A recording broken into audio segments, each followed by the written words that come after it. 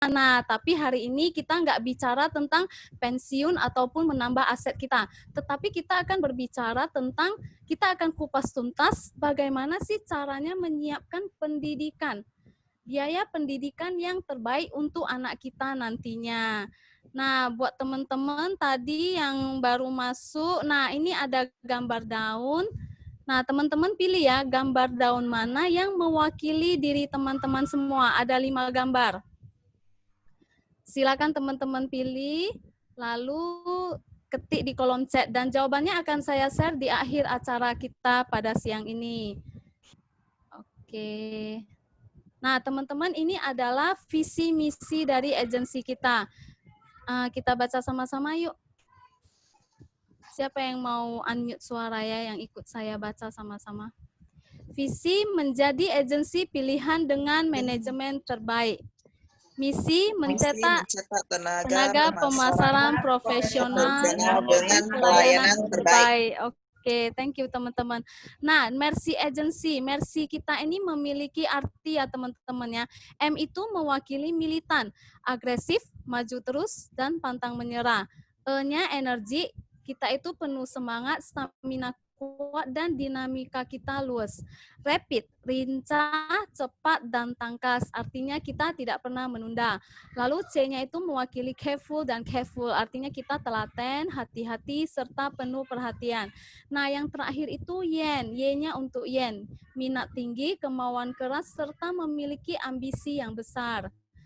Nah, Mercy Star Rising Star Agency juga memiliki arti yang lain, teman-teman. Moral milioner, artinya agensi kita itu mendidik agent dan leader menjadi hartawan yang bermoralitas tinggi. Lalu excellent expert, membimbing agent dan leader menjadi pakar asuransi yang unggul dan berkualitas tinggi. Kemudian risk leader, menjadikan agent dan leader sebagai tenaga pemasaran yang kaya akan pengetahuan, pengalaman, serta berwawasan luas. Competent communicator. Nah, ini agensi kita menciptakan agent dan leader yang bijaksana dalam berkomunikasi, serta kita terampil dalam membina relasi. Kemudian ya youngster, menuntun agent dan leader sehingga tetap memiliki semangat anak muda yang lincah dan tangkas dalam mengarungi kehidupan. Nah, teman-teman, periode Q Experience 2020 periode Oktober 2019 sampai September 2020. Nah, untuk agent cukup closing FYIP 3 juta atau FYAP 7,5 juta per polis. Setiap bulan itu konsisten closing 2 polis dan per kuartal itu ada 6 polis, maka tahun depan kita akan jalan-jalan ke Malang. Lalu kemudian ada Q Summit.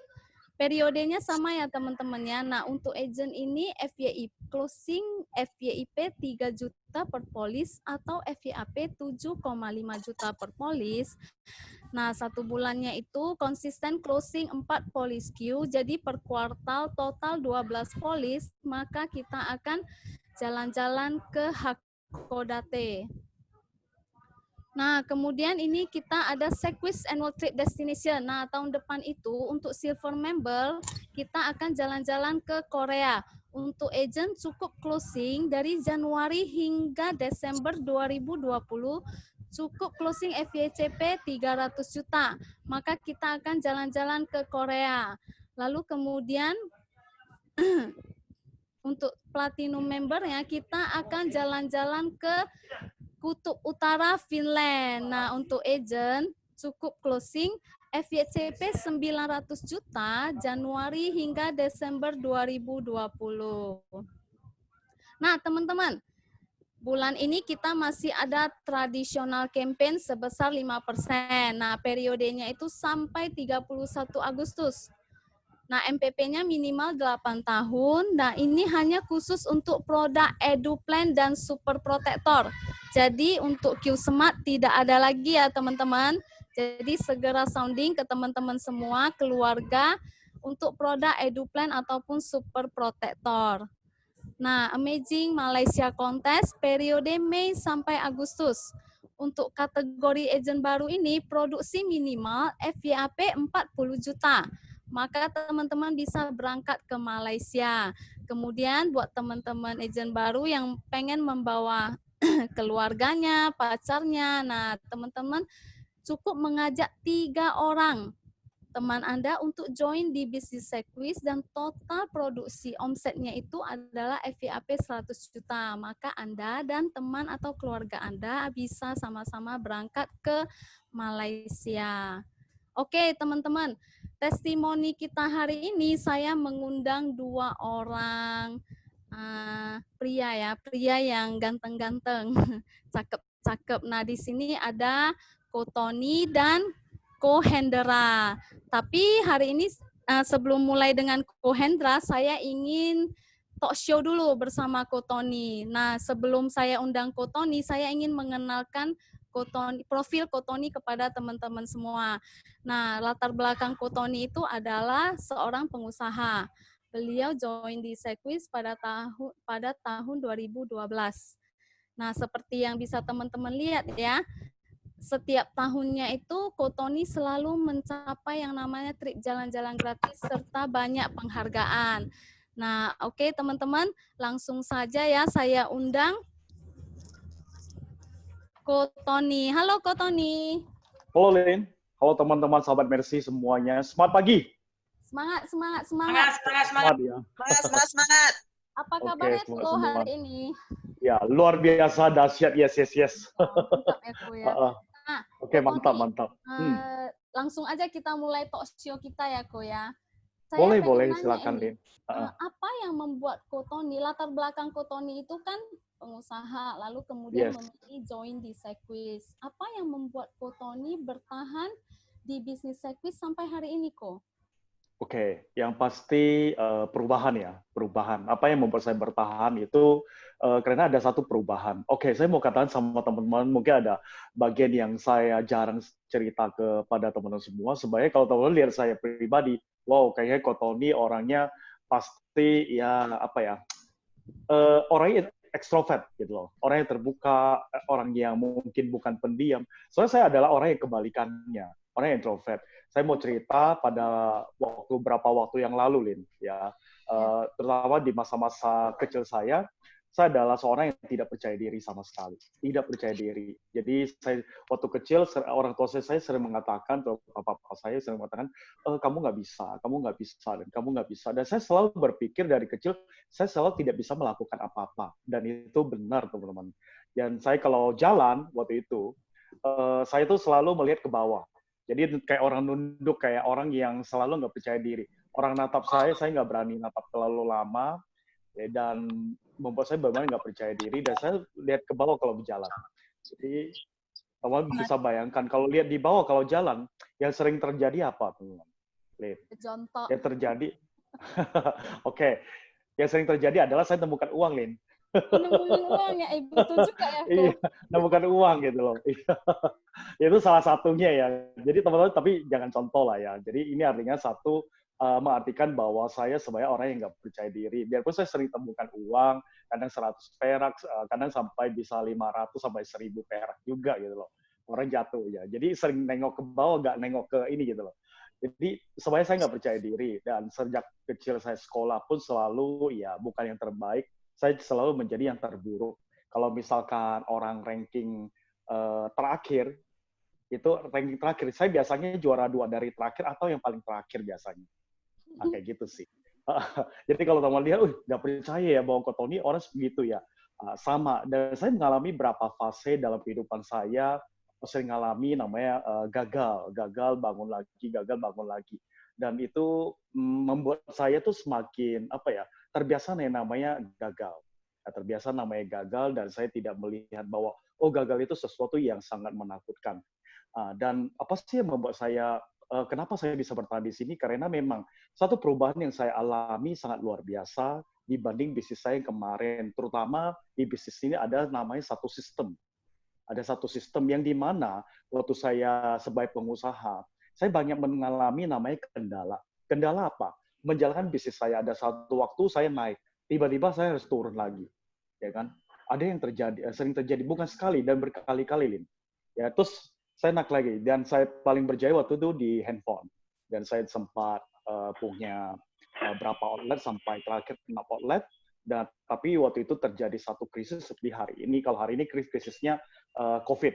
Kalau kemarin di tahun 2008 itu krisis ekonomi dunia di Eropa, ya kan efeknya sangat begitu. Jadi itu yang membuat kenapa sih saya semakin buka banyak cabang, tapi tidak membuat saya lebih baik dan income itu semakin menurun. Dan saya temukan waktu saya ada di Sequis. Sequis ini ternyata kayak hari ini COVID ya, tapi tidak menurunkan income saya. Kalau waktu itu income saya turun sekali dan hampir habis. Dan saya hanya bertahan 3 tahun dalam maksudnya untuk persediaan keuangan saya. Ya, jadi terjadi satu krisis perekonomian di Eropa itu di tahun 2008, 2009 saya mengalami dan saya bertahan sampai 2012. Artinya 3 tahun benar-benar saya habis-habisan di situ. Tapi di sini saya luar biasa, saya lihat di Sequis waktu pandemi ini tidak membuat income saya menurun, pendapat saya itu, tapi malah semakin hari semakin naik, tiap bulannya naik terus gitu. Dan saya membuat saya kenapa saya nggak bertahan di bisnis ini?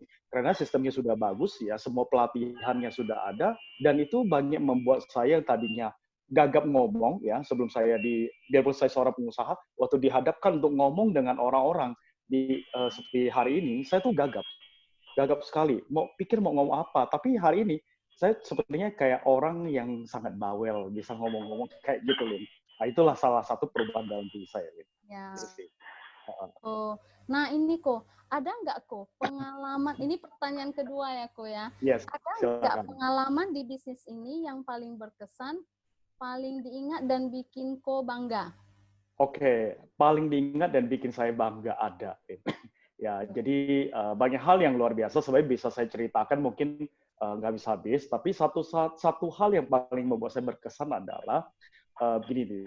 Jadi saya punya seorang nasabah, dan akhirnya dalam waktu usia yang sangat muda, di usia 39 dia kena jantung, akhirnya memang di tahap bersama Sequis, saya minta dia untuk jadi coba deh hidup ini jadi testimoni hidup gitu loh. Jadi akhirnya saya singkat cerita saya ajak dia tuh menjadi agent. Jadi agent yang namanya kalau orang udah kena jantung pasti sering capek. Waktu serangan pertama usia 39. Serangan kedua waktu itu di usia dia ke-40. Waktu dia kena serangan, dia ceritakan dia tiba-tiba harus terbaring di satu cari SPBU dan tidur begitu aja gitu loh. Dia cerita ke saya waktu itu. Waktu itu kondisi dia lagi di Jogja waktu itu. Jadi dia bilang untung ya ada yang nolong dan dia berharap hidup bisa ketemu saya, akhirnya balik ke Jakarta waktu itu. Dan saya bilang ke dia, saya selalu pesan ke dia gini, kok ya jangan matinya nggak keren. Kalau matinya di SPBU itu nggak keren banget, ya nggak keren banget gitu loh. Jadi mesti matinya yang benar-benar ya berharga, ya berarti dan berimpact bagi orang lain gitu loh. Harusnya hidupnya kita kayak begini, mati pun harus kayak gitu. Jadi ada satu kali, Lin, ini ceritanya ya sedikit lucu, ya juga ini. Jadi waktu dia seorang salesman. Jadi waktu itu lagi keliling, tiba-tiba serangan jantungnya datang. Ya, di usia 40, serangan jantung datang gitu. Akhirnya mau gak mau dia lagi bawa motor atau kereta, berarti sini bilangnya kereta ya. Dan dia langsung tepikan, titip ke satpam. Dia karena udah nggak mampu bawa motornya, mau gak mau dia itu panggil Gojek dan panggil Grab gitu. Tapi gak ada yang mau bawa dia. Terakhir mau gak mau dia harus berhentikan satu Grab yang mau bawa dia. Tapi sepanjang jalan yang luar biasanya, Lin, dia bawa sambil minum obat, dia bilang ini. Nah, ini udah sembuh, dia ngomong ke saya waktu itu. Ya. Karena waktu ketemu dia bilang, Ko Tony, saya di sepanjang jalan saya itu saya selalu ingat kata Ko Tony. Apa sih kok? Iya, jangan matinya nggak keren. Jangan matinya nggak keren. Jadi saya berusaha ya hidup ya harus hidup. Saya minum obatnya yang stroke itu dia jantung itu dia minum terus, kunyah terus kan di sini kan. Sambil ini pokoknya otaknya isinya jangan matinya nggak keren, jangan matinya nggak keren. Akhirnya benar. Akhirnya dia selama sampai satu rumah sakit kedua di Jakarta. Akhirnya saya jenguk dia kok. Saya ceritain deh. Sepanjang jalan saya ingat kata Ko Tony, jangan matinya nggak keren. Jadi mati yang keren tuh gimana kok? Oke, mati yang keren ya mas. saya bilang ya mati gak keren itu artinya istilah kita mati sia-sia hanya di jalan gak ada artinya gitu loh. Tapi bagaimana sih matinya yang keren? Ya bukan kita ngomong tentang kematian ya. Artinya hidup ini harus bisa berarti bagi orang lain, berbagi apa yang jadi pengalaman yang kita alami, berbagi. Tapi yang luar biasanya membuat salah satu agent kita ini dia selalu luar biasa. Artinya dia apa ya? Biarpun kondisi dia capek, dia prospek terus. Ya saya ingat waktu itu di tahun 2018. Saya bilang kok, ini target di Desember terakhir harus diselesaikan. Oke, Ko Tony, saya kejar habis-habisan. Ya, kamu dapat MVB, pokoknya terakhir kamu dapat semua bonus yang ada, quarterly juga. Oke, yang luar biasa, Lin, sesudah dia kejar habis, ya, tanggal 31 ya, siangnya dia udah kejar habis, 31 malamnya dia langsung ke rumah sakit berobat. Masuk, dirawat untuk pasang ringnya yang kedua. Tapi Ya, sebelum itu udah capai targetnya ya, Ko ya? udah capai targetnya. Saya bilang, waduh, saya salut ya. Terakhir dia kita udah ketemu siang, malam dia telepon, Ko Tony, saya ada di rumah sakit, ini saya lagi menjalankan pasang ring yang kedua. Jadi artinya sebagai gini sih, apa sih yang berkesan? Sebenarnya kita ya sebagai seorang agent bisa mempengaruhi orang lain untuk berbuat sesuatu yang berarti dalam hidupnya. Bayangkan, saya selalu bilang ke dia, bayangkan hari ini adalah hari terakhirnya Anda. Kira-kira apa yang Anda akan lakukan?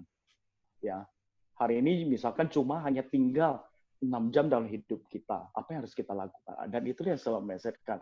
Jadi saya senang ya, beliau tetap semangat apapun yang terjadi dalam dirinya. Ya, karena dengan semangatnya, dia bisa bertahan hidup sampai hari ini. Biarpun 1 tahun tuh dia mesti masuk rumah sakit sampai 2 kali. Saikus memang cover. Ya, tapi ya kembali lagi, bayangin satu orang yang masih muda, usia 40, hari ini 41, udah masuk 42, masih apa ya, sebulan tuh masuk 2 kali rumah sakit, gimana sih kondisi dia? Teman-teman bisa bayangkan, orang itu pun mau berjuang. Apalagi kita yang masih sehat, otomatis ya kita harus lebih semangat lagi. Nah, itu sih. Jadi artinya inilah hal yang paling berkesan kepada diri saya, bisa membawa seseorang yang sakit jadi bersemangat kembali. Itu sih, Lin. Oke. Thank you, Ko. Nah, ini Ko, pertanyaan ketiganya. Bulan lalu itu Ko Tony closing terakhir semalam 9 polis ya, Ko, bukan 8. 9 polis ya.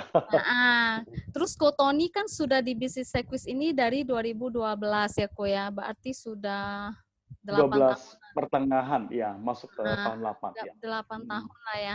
Jadi sepertinya ini kan tiap bulan Ko Tony selalu konsisten closing. Jadi sepertinya brand name Ko Tony itu nggak pernah ada habis-habisnya.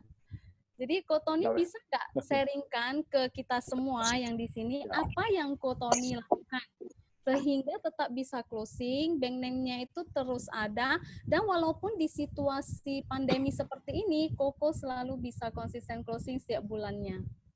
Oke. Apa sih rahasianya ya? Yang ya, pasti rahasianya. Rahasianya apa sih gitu kan? Oke, kalau saya ceritakan, karena saya sering hubungin nasabah-nasabah, mungkin itu udah hal yang sangat biasa, teman-teman ya. Jadi artinya apa sih yang saya lakukan? Pertama, saya kalahkan diri saya dulu. Ya, teman-teman pasti ingat di awal saya sering cerita, saya adalah orang yang nggak percaya diri, saya orang yang sering gagal, sehingga hal itu gagal itu membuat saya bukan hal yang menakutkan lagi. Ya, kadang-kala kan saya yakin teman-teman juga ada seperti yang saya rasakan. Artinya kita mau prospek seseorang, biasanya di otak pikiran kita tentunya berpikir udah aneh-aneh, ya kan, negatif ya, Lin, ya. Kadang-kala kita udah negatif duluan, ya kan, udah nggak mungkin dia belilah ini segala macam.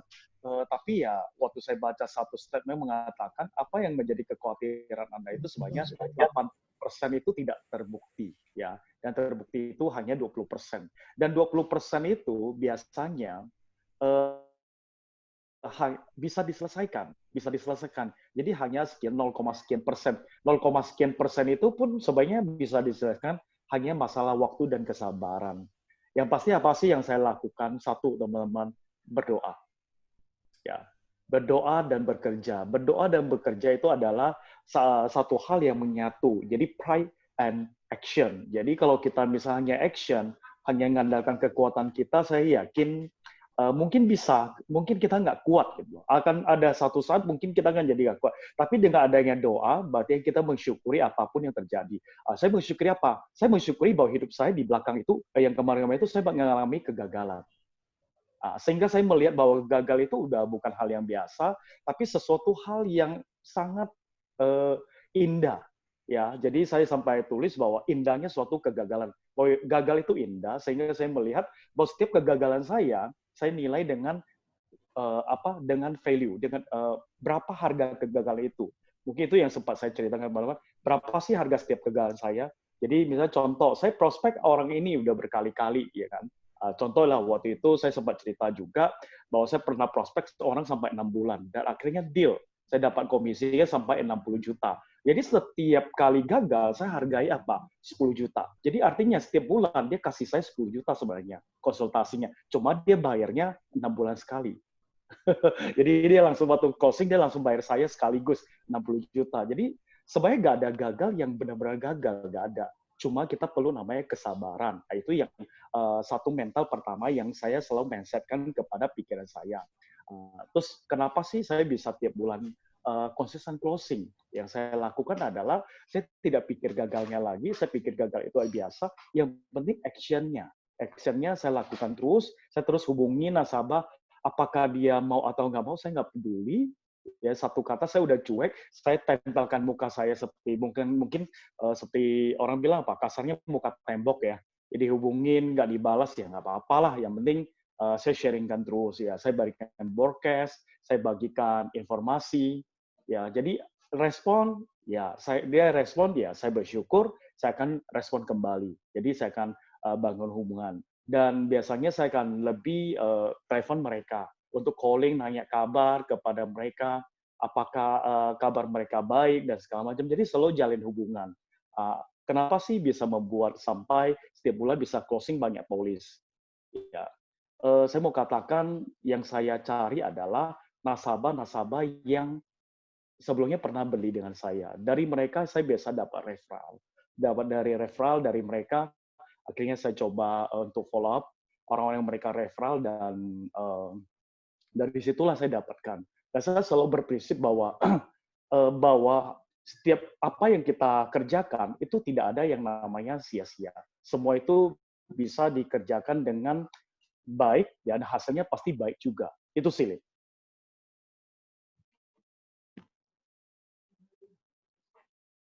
Oke, sebenarnya Lina putus ya, atau saya yang putus?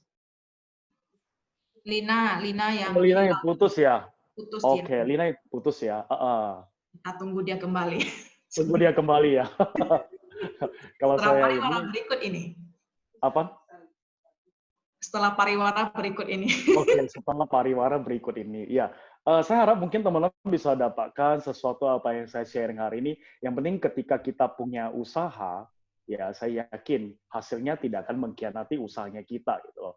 Jadi terus melakukan apapun itu ya, orang mau katakan itu corona atau apa, kita action terus ya. Tuhan selalu memperhitungkan apa yang kita lakukan ya. Jadi saya selalu yakin berapapun keringat yang kita teteskan, air mata yang kita teteskan, ketika kita punya tujuan, ya saya yakin ya nggak ada yang nggak mungkin dalam hidup ini.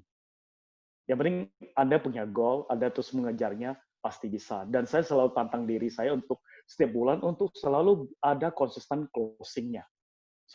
Karena apa? Untuk kita bisa berkembang terus, otomatis kita melawan diri kita sendiri gitu loh, teman-teman. Ya, melawan kita sendiri-sendiri. Ketika Anda bisa kalahkan diri Anda, itulah saatnya Anda bisa kalahkan orang yang di luar, teman-teman. Itu sih. Kayak Lina belum balik ya. Oh, sudah balik?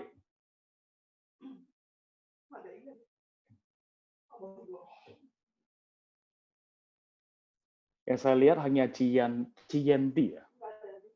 Yanti Chen.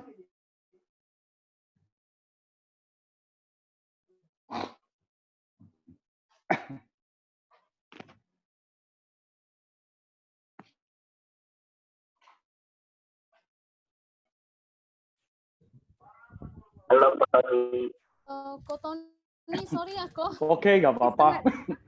Sorry, teman-teman semua, saya terlempar keluar karena internet saya jelek.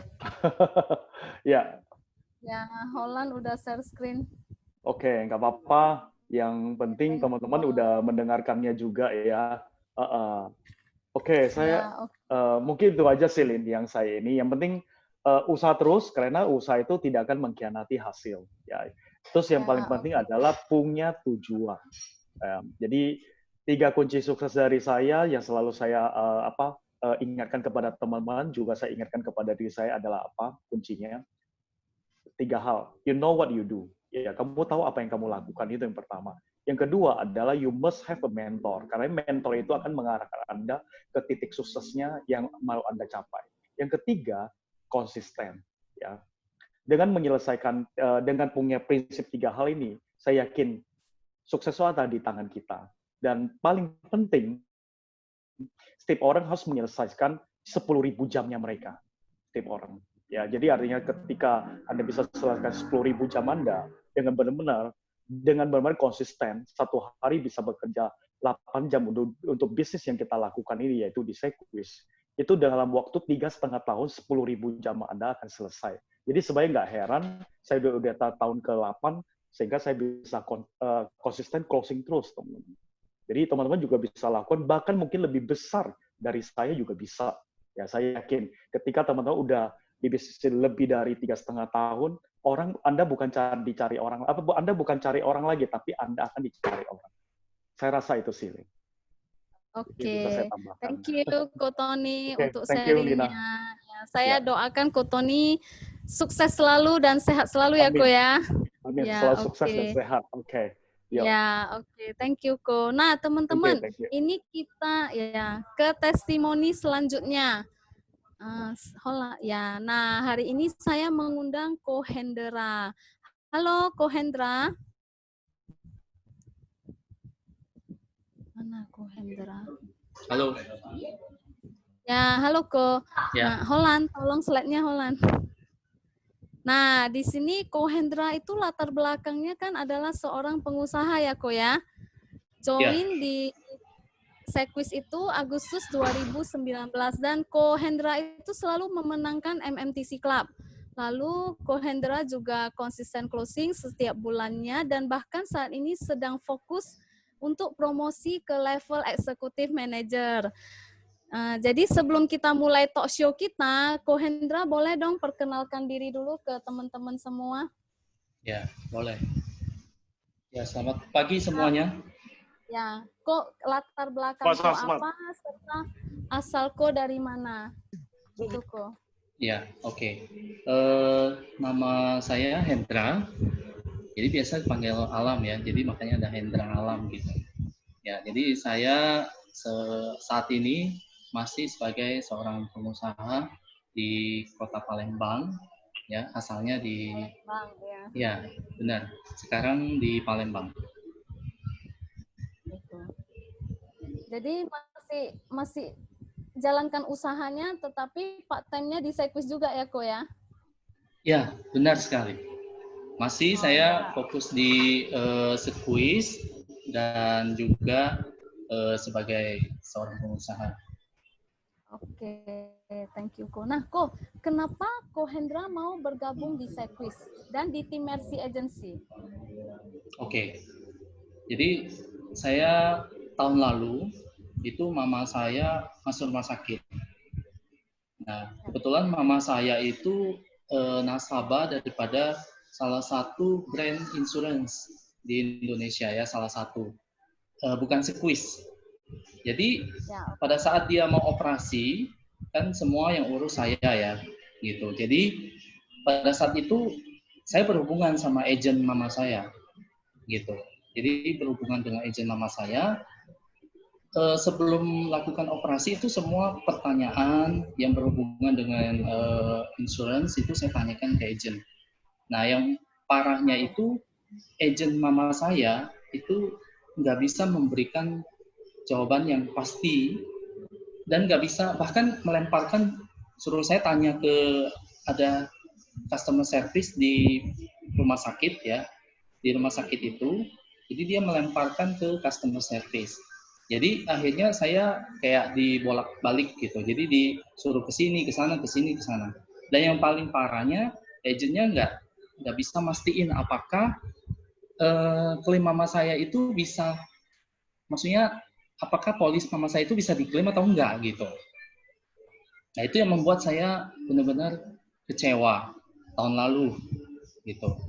Nah kebetulan memang saya kenal Ratna itu udah cukup lama. Waktu itu saya pernah tinggal di Medan juga gitu. Nah saya masih jalin hubungan ya, hanya sebatas lihat Instagram, medsosnya dia gitu ya, dia sering update status gitu. Bahwasanya memang banyak sekali reward yang dia dapatkan selama dia di sirkuit dan dia banyak share di medsos itu. Nah, secara tidak langsung sih memang saya banyak melihat itu. Nah, dari kekecewaan saya terhadap salah satu insuransi itu, akhirnya membuat saya mau dan sebenarnya pengen tahu sebenarnya dunia insurance itu bagaimana sih gitu. Kenapa seorang agent waktu saya yang bukan nasabahnya secara langsung itu saya banyak tanya ke dia nggak tahu gitu. Akhirnya saya merasa sangat tertarik dan ingin mempelajari dunia insuransi itu. Akhirnya saya hubungi Ratna gitu. Oke, berarti karena kecewa dengan brand insurance lain, agennya juga tidak mampu menjawab pertanyaan Ko. Akhirnya Koko karena sering melihat Instagramnya Ciratna, jadi merasa tertarik dan pengen tahu bagaimana dunia insurance itu ya Ko ya. Iya, Jadi, benar sekali. Ko Hendra yang menyerahkan diri ini ya. Iya benar. Jadi karena rasa kecewa saya yang pertama, kedua saya nggak mau saya nggak tahu apa-apa begitu. Ibaratnya gini, saya kan setor uang nih setiap bulan ya untuk polisnya mama saya, ya. Ya, benar. Tapi saya nggak tahu apapun itu begitu. Apa benefitnya begitu? Iya benar. Benefitnya apa itu saya nggak begitu paham. Nah sampai kejadian waktu mau operasi begitu ya, itu tadi masih nggak bisa pastiin apakah bisa diklaim atau enggak. Nah itu sangat membuat saya kecewa. Ya, oke Ko. Ya, thank you Ko. Ya. Nah, Ko Hendra, ini saya lihat sejak bergabung di Sekwis itu, Koko selalu memenangkan MMTC Club. Apa yang menjadi motivasi Ko Hendra dan bagaimana Ko Hendra melakukannya? Boleh sharing, Ko? Boleh. Jadi waktu pertama kali setelah saya menawarkan diri ya, terus saya disuruh tes gitu ya, akhirnya lulus. Kemudian bulan depannya Ko Tony dan Ratna itu datang ke Palembang ya berkunjung. Kemudian mereka menjelaskan ke saya bahwasanya ada salah satu yang namanya MMTC Club gitu. Intinya mereka memberikan informasi dan saya menangkapnya ini cukup bagus dan kenapa saya nggak ikut begitu, nggak join begitu. Jadi akhirnya ya sudah nggak apa-apa. Dengan pengalaman dan pengetahuan saya yang minim pada saat itu, ya saya ikutin aja arahan daripada mereka, coach dan leader saya begitu. Jadi akhirnya saya join, ya sama aja sih selama saya di bisnis servis ini, saya ngikutin arahannya Ko Tony, arahannya Ratna begitu. Jadi intinya apa yang mereka suruh kerjakan, ya saya kerjakan. Pokoknya pandangannya lurus, ya pada saat itu ya saya polos aja karena saya mau belajar gitu kan. Jadi apa yang mereka sampaikan ya saya ikutin gitu. Oke, berarti ikut arahan dari Ciratna dan Ko Tony ya, Ko ya? Ya benar gitu. Pada saat itu kan karena memang mau belajar dan ya masih nggak tahu apa-apa ya. Jadi saya percaya mereka juga akan ngarahin saya ke hal yang baik gitu. Nah, oke Ko. Nah ini Ko, saya lihat dari pantauan ini, Ko Hendra kan ikut program akselerasi IM. Nah, dan Ko adalah salah satu kandidat calon IM dan luar biasanya itu sedikit lagi akan selesai ini untuk pencapaian IM-nya. Boleh kita tahu nggak Ko apa yang jadi motivasi Ko Hendra sehingga bersemangat mau mencapai posisi eksekutif manager kok? Ya, saya lanjut lagi ya. Jadi selain diceritakan soal MTC Club gitu ya. Jadi pada saat pertama kali saya ketemu Tony dan Ratna di Palembang, itu pun mereka sudah jelaskan ke saya visi misi mereka gitu ya ke depan, ingin mencetak atau meng-create 10 VP, 48 VP dalam 10 tahun gitu. Itu mereka sampaikan ke saya pada saat pertama kali mereka datang ke Palembang. Jadi pada saat itu tentu saja ya saya karena masih belum terlalu dalam tahu begitu ya. Ya saya oke, ya mudah-mudahan saya bisa jadi salah satunya begitu ya. Tapi semakin ke sini saya semakin karena diarahin juga begitu ya, saya semakin terlihat tujuan saya di bisnis ini gitu. Nah, saya mendukung, saya pastinya mendukung gitu ya, apa yang ingin dilakukan oleh VP saya, yaitu Ratna gitu, untuk mencetak 48 VP itu. Dan saya harus menjadi salah satunya tentu. Jadi dalam 5 tahun ini, doakan saja semoga saya salah satu dari 7 VP yang ingin dicetak dalam 5 tahun itu. Gitu. Jadi untuk mencapai VP itu tentu saja langkah pertamanya saya harus capai IM dulu. Ya, benar. Gitu. Ya, jadi saya menganggap ini adalah step awal saya untuk meraih goal saya atau tujuan saya di bisnis ini. Gitu sih. Oke, berarti sebenarnya impiannya itu mau jadi VP. Jadi sebelum ke VP itu mulai dulu dari step awalnya menjadi eksekutif manager ya, Ko ya? Ya, benar. Dan saya ikutin aja sih arahan. Memang setiap PRP atau GID begitu semua diarahin begitu. Jadi saya semakin pelan-pelan semakin jelas. Tadinya awalnya saya tujuan ke bisnis insuransi ini adalah memang saya ingin pengen tahu lebih banyak tentang dunia insurance gitu. Tapi sampai dengan hari ini akhirnya saya menyadari apa yang hari ini saya lakukan itu artinya saya sudah join di bisnis service ini itu adalah kehendak daripada Tuhan gitu. Jadi kalau hari ini saya bisa sampai di bisnis service, saya yakin itu adalah pengaturan daripada Tuhan dan saya percaya untuk itu saya harus memang sesuai dengan kehendak Tuhan lah apa yang saya lakukan. Oke, thank you Ko. Nah Ko, ini di sesi akhir untuk talk show kita ya, saya ingin apa ini Ko? Boleh nggak Ko Hendra bagikan tips atau pesan kepada teman-teman kita yang hadir di Jimit kita siang ini, hari ini?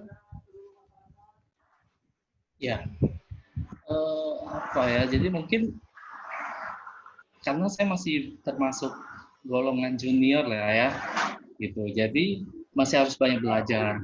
Tentu saja saya rasa teman-teman semua juga sudah lebih paham dari saya begitu. Yang paling penting sih sejauh pengalaman saya memang ikutin arahan begitu ya. Terus ya disuruh GID ya GID begitu, disuruh ikut apa PRP ya PRP ya, disuruh PRP disuruh ya capai segini ya capai segini. Jadi saya masih pikirannya polos dan lurus aja begitu, nggak ada yang oh harus pokoknya mati-matian harus kejar something gitu, enggak. Tapi ya saya masih terus pesannya ya gitu aja sih, maksudnya ikutin arahan daripada leader, coach atau atasan kita, senior kita gitu. Ikutin sistem lah gitu. Ya, oke. Berarti tipsnya itu ikut arahan leader dan ikuti sistem ya, Ko ya. Yeah. Oke, thank you Ko Hendra untuk sharingnya. Saya doakan Ko selalu dan goalnya untuk mencapai IM itu serta mencapai VP tercapai ya, Ko ya. Amin. Ya, bulan Agustus ini adalah bulan terakhir untuk saya capai akselerasi IM. Jadi saya harus bisa. Oke, thank you Ko. Thank you. Ya. Oke, Holland, next. Nah, hari ini tadi kan saya membicarakan tentang financial awareness. Itu kemampuan kita untuk membagikan informasi-informasi keuangan yang kita miliki, apakah kita itu untuk mendabelkan aset kita, merencanakan pensiun kita. Tapi hari ini kita khusus belajar bagaimana sih kita menyiapkan dana pendidikan yang cukup untuk anak-anak kita nantinya. Nah, narasumber kita hari ini, trainer kita hari ini adalah Dr. Suwanto. Oke, saya undur dulu Dr. Suwanto. Halo, Dok. Halo, Cilina. Ya, oke, Dok. Oh, thank you ya. Saya share screen ya. Nah, oke. Langsung saja, Dok ya. Saya Ya, persilakan untuk memulai trainingnya. Oke, Dok.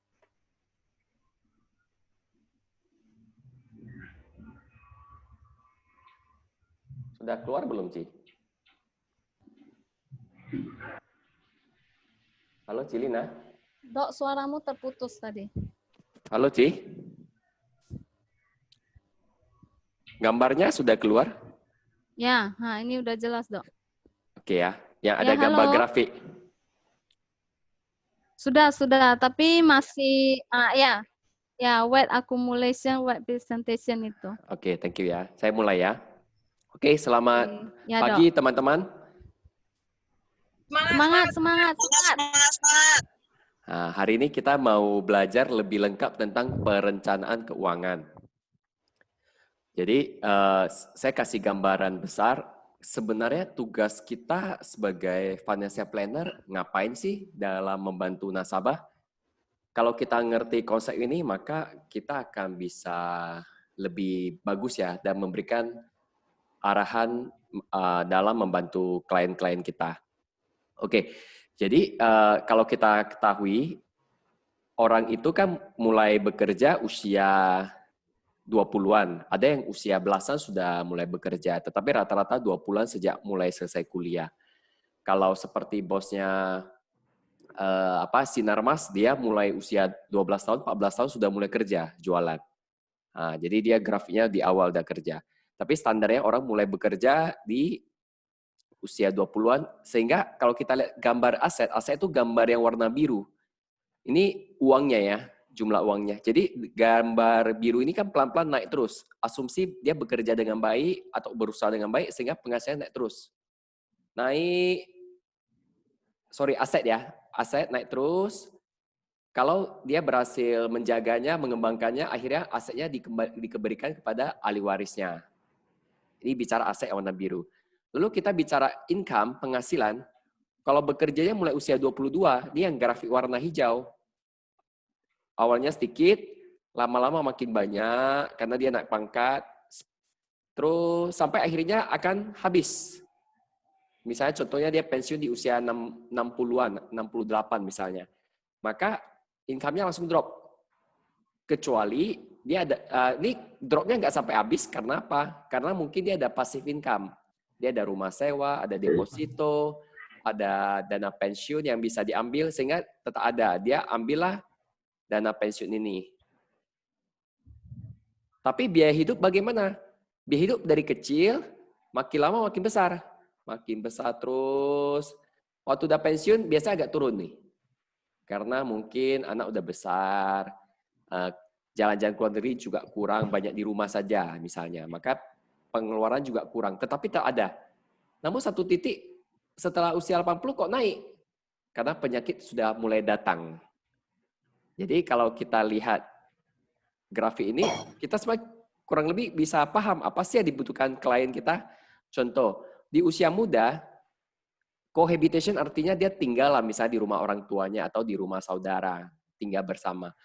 Nah, dia menikah, berkeluarga. Kalau punya anak, ya tugas orang tua lah menyiapkan dana pendidikan. Kalau akhirnya bercerai juga mungkin bisa. Atau ganti pekerjaan. Nah, ini usia-usia 40-an. Mulai beli rumah, ada yang lebih awal, ada yang lebih lambat. Ada yang kalau menikah kedua kali juga bisa terjadi di sini. Atau mempersiapkan warisan, pensiun awal. Di sini pensiun awal sudah terjadi usia 50 sampai 60. Dan di fase usia 20-an sampai usia 65, itu namanya fase mengumpulkan aset, mengumpulkan kekayaan. Jadi kekayaan itu dikumpulin. Kalau berhasil dikumpulin banyak, kemudian kita bisa rawat supaya nggak berkurang. Itu namanya preservation. Supaya nggak makin banyak yang habis. Sampai akhirnya ditransfer, diwariskan. Waktu fase mempertahankan, ini pensiun, kondisinya ada yang single, nggak menikah, atau ada yang sudah tua tapi tinggal bersama orang lain. Misalnya tinggal di rumah anak, atau di rumah di panti jompo, di rumah saudara, itu banyak kemungkinan. Ya, jadi teman-teman kalau lihat grafik ini, dana pendidikan posisinya di mana? Ya, di posisinya pada orang yang sudah berkeluarga, yang sudah punya anak. Jadi asuransi pendidikan atau tabungan pendidikan hanya salah satu bagian dari perencanaan keuangan secara lengkap. Kalau mau lihat lebih detail lagi, ini saya ada cari gambarnya. Ini kalau teman-teman lihat, hampir sama dengan tadi. Dia mulai dari fase 1 menciptakan kekayaan, mulai bekerja ya. Ini mulai kekayaannya mulai tumbuh. Mencari kekayaan, habis itu mengumpulkan kekayaan, sama dengan tadi. Kemudian dikelola manajemen hartanya, uangnya sudah ada dikelola supaya makin banyak. Terakhir diawetkan dan terakhir diwariskan. Makanya kalau belajar estate planning, itu cocok untuk orang-orang yang udah nasabah usia udah tinggi. Karena mewariskan kan di fase-fase akhir. Nah, ini bicara financial planning. Usia muda ya otomatis mulai bekerja, yang paling penting adalah mengatur budget. Kalau budget nggak bisa diatur, nggak akan bisa ada kekayaan. Contoh penghasilan 10 juta, pengeluaran 9 juta. Ya cuma bisa simpan 1 juta, artinya cuma bisa saving 1 juta. Nah, berarti prinsip paling dasar pertama adalah smart budgeting. Tetapi basicnya lagi, yang paling penting lagi adalah mencari uang lebih banyak. Kalau uang yang dicari banyak, tentu yang bisa diatur lebih banyak lagi. Nah, kalau yang disimpan sudah mulai banyak, ya kita bisa mulai masuk ke investasi dan mengatur resiko. Inilah di sini asuransi bekerja. Kalau ini semua investment sudah diatur, manajemen resiko sudah disiapkan, barulah masuk ke program pensiun. Kalau program pensiun sudah ada, mulailah program warisan. Ya, ini ya, dianjurkan fase-fase mulai memikirkan itu. Oke. Sekarang saya mau, sebelum lanjut lebih jauh, saya mau sharing dulu tentang 6 kriteria calon leader. Tadi kan saya dengar si Pak Hendra, dia bercerita dia mau jadi leader. Cuma jadi leader itu, apa sih yang harus dimiliki supaya bisa lebih cepat capai? Ada 6 ya teman-teman. Pertama adalah harus memiliki karakter yang baik. Karakter yang baik meliputi jujur, responsif, tanggung jawab, disiplin, dan mau belajar. Kedua, harus memiliki common sense atau wawasan. Ya, kalau bicara nyambung. Ini bisa didapat dengan cara banyak baca dan belajar komunikasi yang bagus. Ketiga, yang harus dimiliki seorang calon leader adalah memiliki motivasi tentang uang yang benar. Bahwa dia bekerja untuk uang, yang uangnya itu digunakan untuk keluarganya hidup lebih baik. Dengan cara yang benar. Nah, itu money motivation-nya. Kemudian keempat, diperlukan namanya suka prestasi. Kalau orang yang suka prestasi biasanya lebih cepat jadi leadernya. Dan kelima adalah harus bekerja keras, energinya banyak. Keenam, punya bank nama yang bagus atau memiliki komunitas sehingga bisa terus berusaha. Jadi kalau teman-teman punya 6 ini semua, pasti lebih cepat lagi promosi jabatan dan karirnya makin bagus. Dan orang yang memiliki 3 dari ini, terutama yang mau belajar, ini ya, bicara karakter, proaktif, dan mau rajin prospek, maka disebut sudah calon leader yang bagus. Jadi teman-teman, kalau bicara financial planning, maka kita mulailah dari planning kita sendiri, yaitu mulai mencari penghasilan lebih banyak. Caranya adalah memiliki 6 hal ini, kita perbaiki. Oke. Hari ini saya kenapa mau bahas topik dana pendidikan? Karena bulan ini kan promo EduPlan MPP 8 tahun diskon 15%. Hanya saja saya ingat pas minggu pertama bulan lalu saya juga sudah bahas EduPlan. Jadi saya yakin teman-teman di sini udah sebagian besar udah bahas EduPlan. Jadi saya kembalikan ke teman-teman di sini yang hadir. Teman-teman mau memilih bahas memahami diri sendiri sehingga memahami klien, atau mau membahas lebih dalam tentang dana pendidikan, boleh silakan chat di kolom chat ya. Saya tunggu 5 detik, nanti saya lihat yang paling banyak itu saya melanjutkan bahasnya.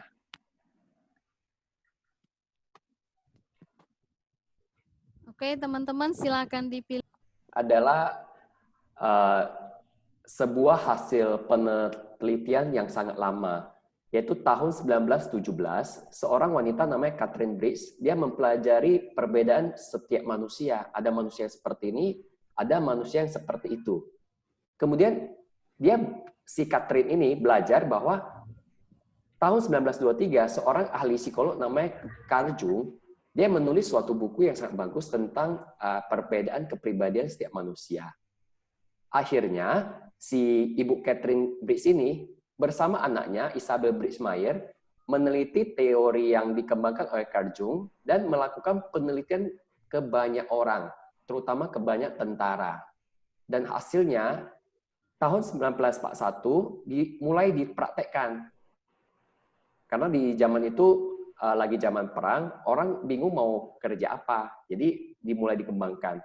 Tahun 42 sampai 44 mulai dikembangkan form-form isiannya. Tahun 44 sampai 56 dikumpulkanlah data-data MBTI melalui riset yang benar-benar panjang ya. Akhirnya tahun 56 mulai dipakai untuk standar menilai seseorang cocok untuk jadi apa. Melihat lagi kelebihan dan kelemahannya apa. Oke. Jadi kesimpulannya adalah MBTI sudah dikembangkan lebih dari 50 tahun, digunakan untuk memahami perbedaan kepribadian manusia normal, dipakai oleh banyak perusahaan besar dan kecil, institusi pendidikan, pemerintahan, lembaga non-profit, banyak ya, organisasi kesehatan maupun kerohanian. Di Amerika Serikat setiap tahun lebih dari 3 juta orang tes MBTI, jadi tes memahami diri. Udah diterjemahkan ke banyak bahasa, Jepang, Jerman, Italia, banyak ya, Indonesia juga sudah termasuk. Jadi tujuannya apa? Untuk mengenal dan mengembangkan diri. Seperti tadi ceritaku Tony, dulu katanya dia introvert, pemalu, tapi kenapa bisa berkembang? Karena berhasil mengembangkan diri. Kalaulah lebih cepat mengenal dan tahu cara mengembangkan diri, maka hasilnya akan lebih luar biasa. Kedua, mengembangkan leadership dan manajemen. Contohnya untuk kita sebagai seorang leader, ini penting sekali belajar MBTI. Kita lebih tahu menghadapi agent kita. Kalau kita sebagai agent, kita lebih bagus dalam menghadapi calon nasabah. Dan itu juga bisa membantu menyelesaikan masalah lebih cepat. Bisa membantu memilih karir dan keluarga yang lebih harmonis. Ini tidak bisa dipakai pada orang yang sakit jiwa ya. Kalau sakit jiwa, stres, kalau IQ-nya kurang, sakit, nggak bisa dipakai. Ini untuk orang yang sehat. Ini tujuannya hanya mengukur preferensi. Preferensi artinya kecenderungan atau seseorang itu sukanya apa. Jadi tidak ada yang benar, tidak yang salah, semua baik. Nah, kita masuk ke intinya ya. MBTI sebenarnya teman-teman cukup pahami 4 hal ini aja, maka sudah bisa praktek dan sangat-sangat sederhana. Dan setelah saya memahami konsep ini, ketika saya melakukan prospek atau rekrut atau membina agent, saya selalu tanya, kamu sudah pernah tes MBTI belum? Kalau biasanya respon mereka adalah belum. Nah, saya kasih linknya, dia tes.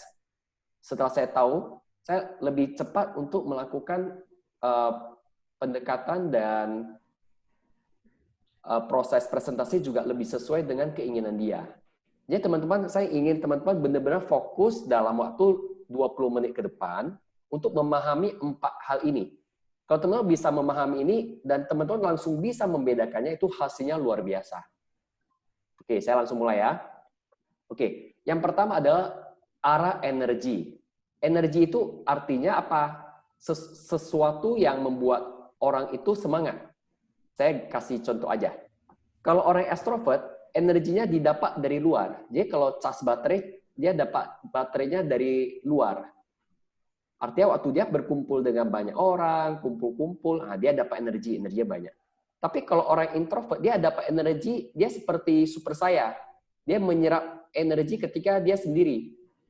Dia mengumpul energi, contohnya saat membaca, menonton. Itu ciri utamanya. Jadi kalau kita mau cek orang ini tipe extrovert atau introvert, kita cek dia waktu hobi apa yang dilakukan ketika dia memiliki waktu kosong. Kalau waktu-waktu kosong dia membaca, berarti dia tipe introvert.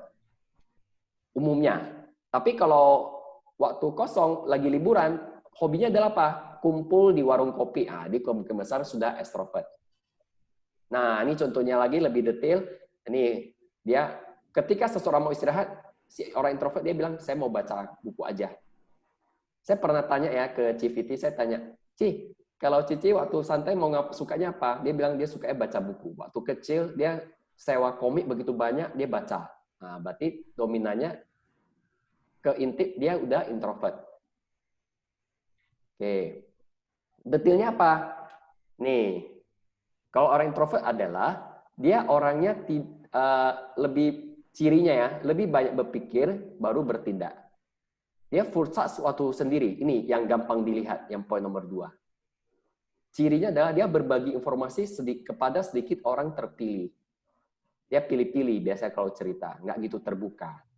Tidak mengumbar antusias, orangnya tenang, kalem.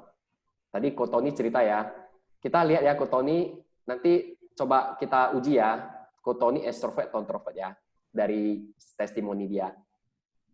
Kemudian dia menikmati bergerak lambat, suka dalam daripada luas. Dia belajarnya suka yang dalam.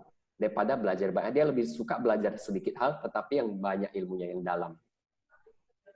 Kalau lawannya orang extrovert, dia orangnya bertindak dulu baru berpikir. Ini ngomongnya banyak biasanya. Suka ngomong. Kalau cewek katanya cerewet. Kalau laki-laki katanya kayak banci, kok ngomong terus, cerewet sekali ya. Itu biasanya stigma-stigma yang di masyarakat. Kelebihannya, dia bukan kelebihannya, tapi kecenderungan adalah dia full charge pada saat bersama orang lain. Dia orang yang terbuka, ngomong apa aja. Komunikasi dengan antusias, bicaranya semangat, menikmati bergerak cepat, suka luas daripada dalam. Oke, teman-teman yang sudah lihat ini, coba belajar mengenal diri. Silakan cek di kolom komentar, teman-teman, atau I, tinggal ditulis aja. Contohnya Holland, dia pilih maka silakan ketik Kalau Holland kurang lebih kita tahu ya dia kira-kira atau I ya. Nah, nanti kita cek benar nggak dia isinya apa. Oke, saya lanjut. Gampang ya. Intinya orang introvert bukan berarti minder ya, bukan. Orang introvert adalah orang yang mengumpulkan energi ketika dia sendiri. Orang introvert bisa nggak jadi pembicara yang hebat? Bisa. Karena orang introvert itu biasanya suka baca, suka belajar. Jadi ilmunya itu banyak dan dalam. Nah, orang extrovert itu kelihatan jago bicara. Kita kira dia jago public speaking, nggak juga. Kalau orang-orang tertentu yang minder, ya nggak bisa bicara juga di depan, karena dia minder. Jadi kuncinya extrovert dan introvert juga bisa jago ngomong, asal dia percaya diri. Percaya diri didapat dengan proses belajar. Hanya saja kelebihannya orang extrovert kan biasanya suka kumpul sama orang. Kalau kumpul sama orang ya pasti bicara. Karena lebih biasa bicara, biasa ketemu orang, umumnya temannya banyak, dan keterampilan untuk bergaulnya biasanya lebih bagus dibandingkan orang introvert. Karena introvert kan lebih baik sendiri. Nah, jadi kelebihan awal dari seorang agent extrovert adalah dia memiliki keterampilan bersosialisasi yang lebih bagus dibanding introvert kalau sama-sama nggak berkembang. Nah, itu ya kuncinya. Orang introvert bisa nggak bagus bergaul? Bisa, kalau mau belajar. Dia kuncinya di sini adalah belajar. Oke, saya lihat dulu jawabannya ya. Saya mau intip dulu yang punya Ko Tony. Ko Tony ada jawab nggak ya? Sama Hendra. Kan tadi dia testimoni, supaya jadi bahan belajar. Kira-kira kalau teman-teman lihat Ko Tony, kira-kira dia I atau E? Nanti Ko Tony masih di dalam nggak ya?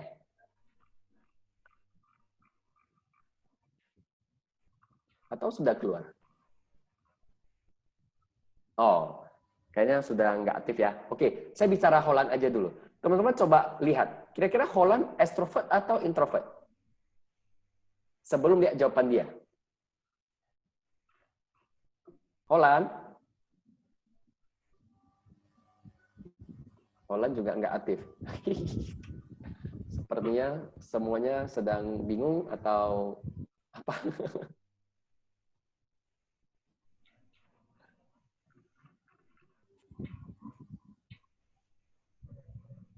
Halo? Nah, Keluar ini sudah tadi. jelas, Dok. Tadi putus, keluar. Iya, terputus suaranya tadi. Pantes saya kira kalau nggak ada suara, nggak ada respon lagi. Holland. Holland boleh unmute dulu, saya mau jadikan contoh kasus. Kenapa Holland memilih extrovert? Apa yang kamu temukan di sini? Ya karena keenam-enamnya. Semuanya? Punya gua. Iya. Keenam-enamnya, betul, serius. Kelihatannya Holland itu jadi MC yang luar biasa karena dia ngomongnya cepat. Jadi heboh suasananya. Marahin orang tuh cepat. Kau jangan salah. Oke, thank you ya Holland ya. Kelihatannya ngomongnya jelas sekali seorang extrovert ya. Oke, Ko Tony boleh bantu saya sebentar? Oke, silakan. Nah, Ko Tony kira-kira kalau di grafik ini, di slide ini kira-kira lebih dominan yang extrovert atau introvert? Introvert. Teman-teman lihat nggak bedanya Holland sama Tony? Cara menjawabnya ya, Dok ya. Lihat, Dok, udah lihat. Nah, jadi kita menilai seseorang energinya dari mana? Kita waktu ngomong sama dia sebentar atau bahkan dia belum ngomong, kita lihat dia ngomong sama orang, kita sudah tahu dia tipe extrovert atau introvert. Makanya umumnya orang introvert itu awalnya mulai dari minder. Kenapa? Karena dia menilai dirinya, dia suka mikir. Ketika banyak mikir, otomatis kan banyak mikir kelemahan diri. Otomatis jadi kurang percaya diri. Ya, kata kuncinya di sini adalah memiliki wawasan yang lebih baik belajar, nanti otomatis akan lebih baik, akan jadi percaya diri dan bisa memiliki topeng seorang extrovert. Ya, jadi teman-teman sudah lebih gampang ya membedakan seorang extrovert dan introvert ya. Oke, kita lanjut ke yang nomor 2. Ini namanya jenis informasi. Ini kalau dikatakan seperti penangkap sinyal Wi-Fi. Penangkap sinyal Wi-Fi-nya tipe sensor atau tipe intuisi. Kalau orang yang tipe sensor, dia menggunakan alat inderanya. Dia pakai matanya, pendengarannya untuk melihat sesuatu yang pasti. Kita tes saja. Teman-teman silakan ketik di grup chat apa yang dilihat dari gambar ini. Nanti ketahuan tuh jawabannya. Tipe yang mana? Jalan lurus naik turun. Ya, kalau Cilina jawabannya gini, berarti jawaban seorang sensing atau sensor. Berarti ketahuan dia sudah S. Ada lagi nggak jawaban yang selain dari jawaban yang jalan lurus, naik turun? Ada lagi nggak kira-kira? Saya coba lihat ya. Ada yang milik tanaman, Ko Edwin. Ya, memang banyak tanaman. Berarti tipenya Kevin jalan sensing. ke hutan. Ada nggak jawaban yang selain ini lagi? Kita coba cek. Nggak ada. Nggak mungkin nggak ada, pasti ada. Nah, ini ada, si Holland pohon hijau rame-rame, jalan aspal di tengah two-way, rumput rapi, hijau banget. Si Kalau Vina hijau banget. Kalau Holland otomatis sudah pasti sensing karena dia melihat apa yang kelihatan. Ya. Kalau yang paling beda ini, Vina hijau banget. Dedi Brastagi. Dia bisa bilang indah. Kok Dedi indah. Apa yang kelihatan indah dari gambar ini kata orang sensor? Itulah jawaban orang intuisi. Apalagi Kellen Liu, dia bilang nyaman dan tenang. Henry Nyaman dan bilang tenang. damai. Itu jawaban seorang damai. intuisi. Jadi bedanya apa? Orang intuisi menjawab sesuatu yang nggak kelihatan. Kalau orang sensing menjawab sesuatu yang kelihatan jelas. Oke, tes lagi. Ini lagi, coba jawab apa yang kelihatan. Kita gambar apa? Silakan tulis di chat. Coret-coret. Seni, Dok. Seni ya. Seni. Abstrak. Warna-warni. Lalu apa lagi? Ci Aida ini kelihatan. Ini adalah seorang intuisi. Karena dia bisa melihat sesuatu yang pusing, kacau balau. Padahal ya ini kalau saya lihat ya warna kuning, warna merah, warna biru. Yang nggak ada apa-apanya. Iya, coret-coret. Jadi teman-teman, kalau kita simpulkan, Si pelangi, Dok. ya, ini pelangi-pelangi, entah benar lihat pelangi atau membayangkan pelangi. Kalau melihat warna pelangi berarti tipe sensing. Tapi kalau membayangkan Sensor adanya lah dia. pelangi, berarti dia intuisi. Tipe intuisi. Nah, kalau kita lihat gambarnya supaya lebih gampang, orang intuisi itu bicara tentang sesuatu yang nggak gitu jelas atau abstrak. Dia bilang, kita harus mengubah dunia. Apa sih yang mau diubah di dunia ini? Kalau kata sensing bilang, udahlah kamu cuci piring kotormu dulu lah katanya. Jadi orang sensing itu apa yang kelihatan dia lakukan dulu.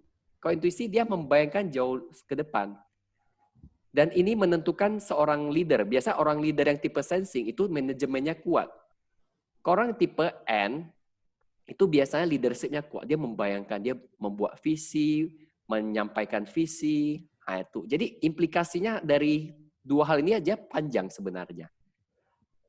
Oke, lanjut ya. Nah, ini bicara sensing, orang yang bicara jelas. Kalau kotak ya kotak, bulat ya bulat. Kayak tadi lihat jalan, dia katakan lihat jalan. Jadi jelas ya. Kalau orang intuisi, dia bicaranya lihat nih, membayang-bayangkan, menggambarkan. Sampai kadang orang nggak ngerti dia ngomong apa. Apalagi kalau dia pas ketemu orang yang sensing. Ngomongnya entah apa katanya. Jadi kalau kita seorang agent bisa tipe sensing, kalau kita nggak ngerti konsep ini, maka kita akan prospek dengan cara kita menjelaskan apa adanya. Tetapi orang yang tipe intuisi nggak nyambung dengan yang kita sampaikan, sehingga komunikasinya jadi kurang maksimal, closing rate-nya lebih rendah. Kalau kita udah tahu agen nasabah ini tipe N, maka kita harus bicara analogi. Contohnya, lebih penting mana, telur emas atau bebek emas? Nah, kalau orang intuisi dengar itu, oh iya ya, lebih penting bebek emas, bebek bertelur emas. Lebih masuk statement untuk masuk asuransi. Dibanding kita bercerita bahwa asuransi bisa dapat ini, dapat itu. Ini bicara sensing, tapi nggak nyambung. Jadi kalau kesimpulannya adalah ini, orang tipe sensor percaya sesuatu yang pasti dan nyata. Suka gagasan baru jika praktis. Nah, ini ketahuan lah ya. Misalnya saya tadi kan yang job sensing, contohnya Linawati. Kalau kita bicara sesuatu yang sifatnya gagasan tapi nggak bisa dipraktekkan, dia bilang, udahlah nggak usah lah, ribet kali. Nah, itu maksudnya. Ini dia maunya yang praktis. Menghargai kenyataan dan akal sehat, senang mengasah keahlian dimiliki, spesifik rinci, beri informasi secara runtut, fokus masa kini. Ini orangnya tipe masa kini. Jadi kalau intuisi lawannya semua. Kayak tadi ada yang ngomong, dia nampak indah, damai, semangat, atau apapun yang berbeda. Dia bisa lihat yang jauh berbeda. Kita coba panggil Holland dulu lah ya. Karena Holland orangnya extrovert. Dia kalau bicara di depan umum, dia nggak gitu stres. Beda dengan orang introvert. Kalau dia bicara di depan umum, dia agak stres. Makanya lebih enak kalau contoh kasus panggil orang extrovert. Ya, silakan Holland. Kenapa pilih yang S atau N? Ya karena memang S itu gua banget gitu.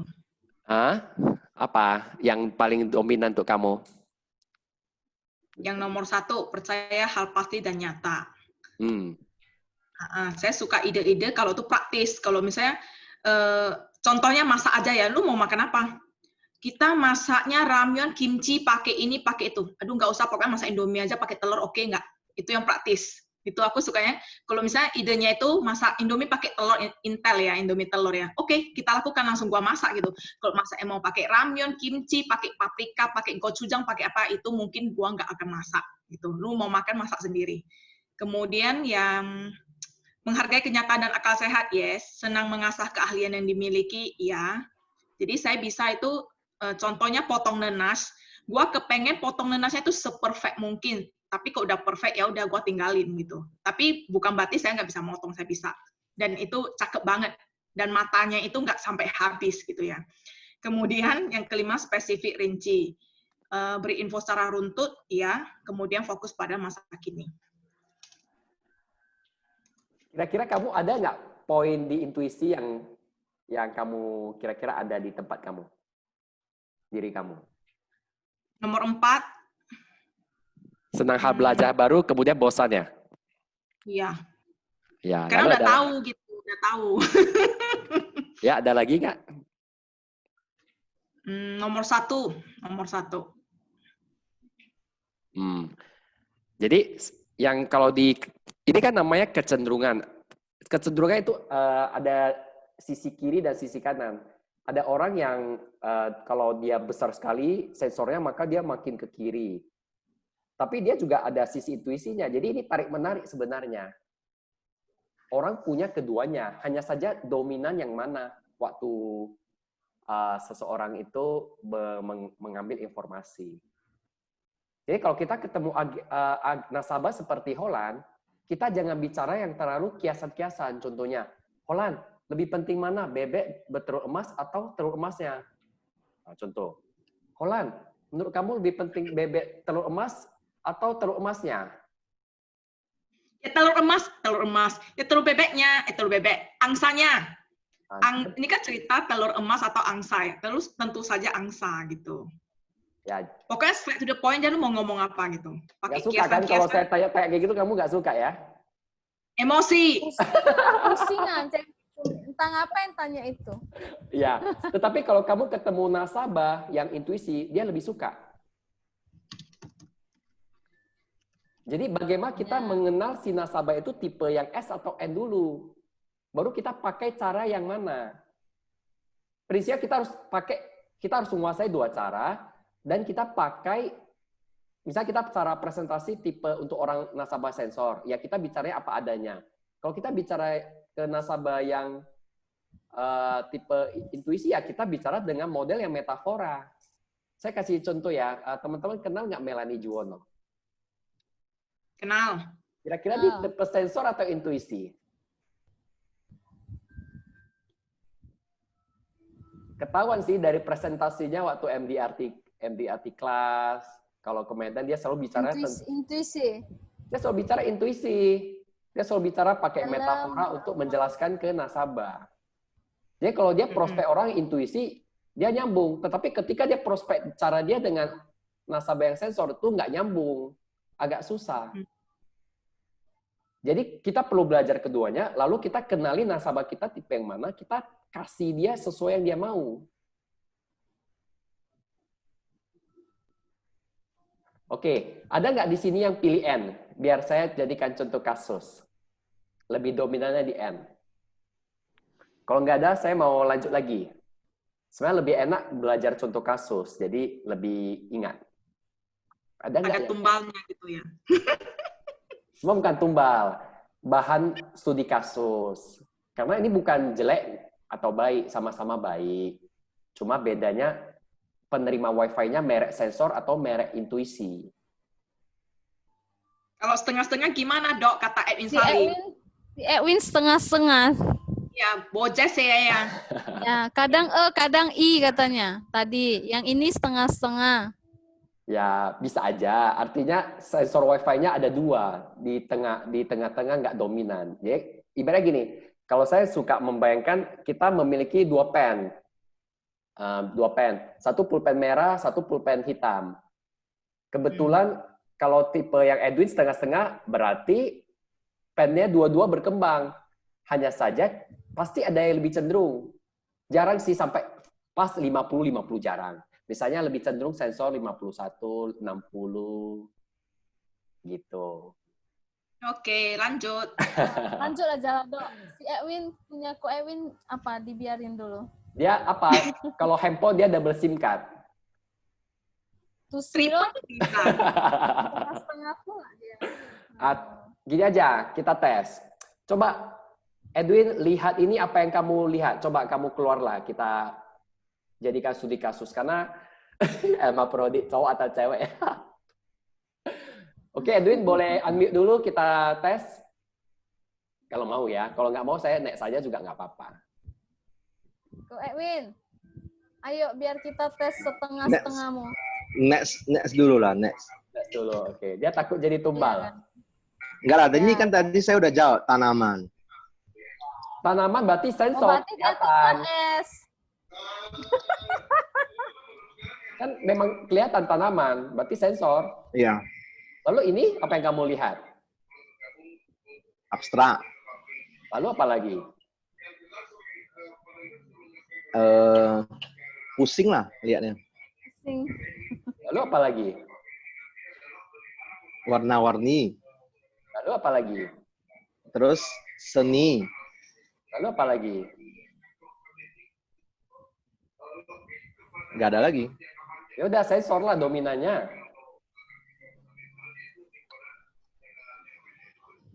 Jawabannya kan lebih banyak jawaban sensor.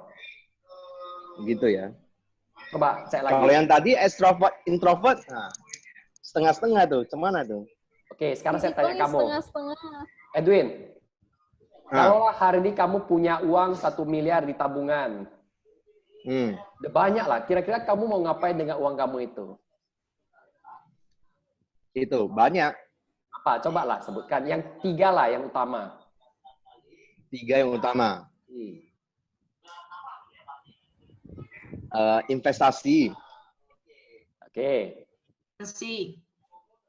terus keliling dunia. Oke, lalu. Oke, lalu ya ini santai-santai aja. Pertanyaan santai-santai sama siapa? Sendiri? Santai-santai sama keluarga.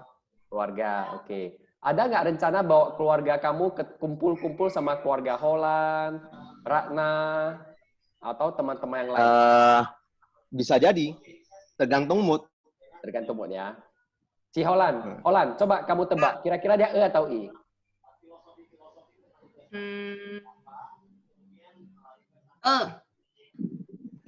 Kenapa E? Edwin side B. Apa? Aset deh. Kenapa E Holland? Kata Holland lu aku. Kenapa? Dasar Holland apa? Maksudnya kita belajar, biar tahu dasarnya apa. Nah, nomor 1 saya lebih ke introvert. Ya benar, introvert jawabanmu semua. Oh ya, gitu ya. Iya. Tapi kadang-kadang Buktinya Dia pernah. kalau lagi makan BPK extrovert dia. 1, 2, 3 saya introvert. Berbagi informasi. Ini ya, Nah, salah satu 4, 5, Hmm. 4, 5, 6 extrovert. Extrovert. Oh. Sekarang aku tanya dulu lah. Kamu kalau lagi capek, kamu punya waktu Tidur. nggak ada kerjain, kamu sukanya tidur ya? Iya, santai-santai lah. Santai-santai di rumah sendiri ya? Iya. Oke, saya sekarang balik ke Holland dulu. Holland, Oi. kamu kalau ada waktu kosong, lagi apa? Mau ngapain biasanya? Lu kan udah tahu gua kemana biasanya. Apa? Sebutkanlah untuk teman-teman yang lain tahu. Rastagi Tiara, Coffee Crowd, ngebaks, kadang ke yang ngopi cantik lah gitu. Sama siapa? Sendiri atau sama orang? Sendiri boleh. Sendiri boleh. Sama temen boleh. Tapi berhubung gua seorang yang freelance, ya gua sendiri lah. TTM ada- boleh, TTM. Ke rumah tetangga, main-main sama anak tetangga. Berarti intinya Ada Holland sama- mencari tempat yang banyak orang kan? Oh iya. Lebih ramai, lebih seru. Hati-hati corona. Iya, makanya corona itu aku di rumah kok. Nah, Edwin, kamu udah nampak nggak jawaban Holland dengan jawaban kamu bedanya apa? Iya. Jadi Edwin kamu lebih E ke atau Tapi I? aku kadang, ya kalau Holland, Nah, kalau kamu? ya kalau aku Lu nggak tentu. cenderung iya. Kadang aku suka juga ngopi cantik. Ya. Kecenderungannya kamu lebih banyak pilih E atau I dari jawaban tadi. Oke. Kalau saya diajak pasti Berarti kamu yang diajak ya? Nggak pernah kamu mengajak ya? ya jarang. Yoko. Nah, sekarang kita bahas ke Holland. Holland lebih banyak mengajak atau diajak? Ngajak. Orang nggak usah ngajak, diajak sendiri dia. Ya, berarti kelihatan bahwa Edwin itu sebenarnya cenderung introvert. Hanya saja karena tuntutan pekerjaan, dia melakukan banyak hal-hal yang extrovert. Jadi istilah gini loh. Extrovert. Ya teman-teman coba perhatikan ya.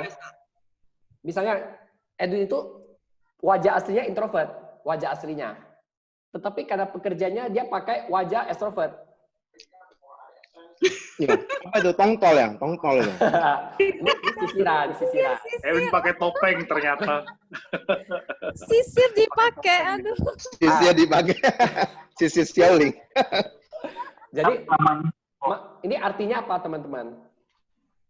Saya coba uji ya, entah benar atau enggak ya. Edwin, setelah kamu keluar rumah, kira-kira waktu kamu pulang, apa yang kamu rasakan? Waktu keluar rumah, Kamu kan diajak Holland keluar nih. Kamu pulang ke rumah, apa yang kamu rasakan? Wah, lega, akhirnya dapat beristirahat. Gua capek ngomong sama si Holland 2 jam, 3 jam di kafe nggak habis-habis. Malahan Salah. gue dengar dia ngerocos. Salah. Apa? Coba. Wah, Silakan jawab. bahagia karena dapat keluar. Lalu ya udah. Sampai rumah tidur ya karena sudah capek ya. Ya. Nah, kita coba tes lagi lawannya Holland. Holland, kalau kamu habis ke kumpul-kumpul sama orang, kamu pulang ke rumah, apa yang kamu rasakan? Besok gue mau kemana lagi ya? Besok mau kemana lagi? Ya, itu maksudnya sih. Nah, saya bukan bilang introvert itu nggak baik atau extrovert lebih baik, enggak. Saya cuma mau katakan kalau teman-teman mengenal teman-teman itu tipe extrovert atau introvert, maka teman-teman akan tahu dapat energinya waktu kumpul atau waktu sendiri, itu sih tujuannya. Kalau saya pribadi juga, kalau lihat, saya sebenarnya tipe yang mana? Coba teman-teman lihat lah. Gampang lah kalau saya ya. Gampang lah. Iya lah.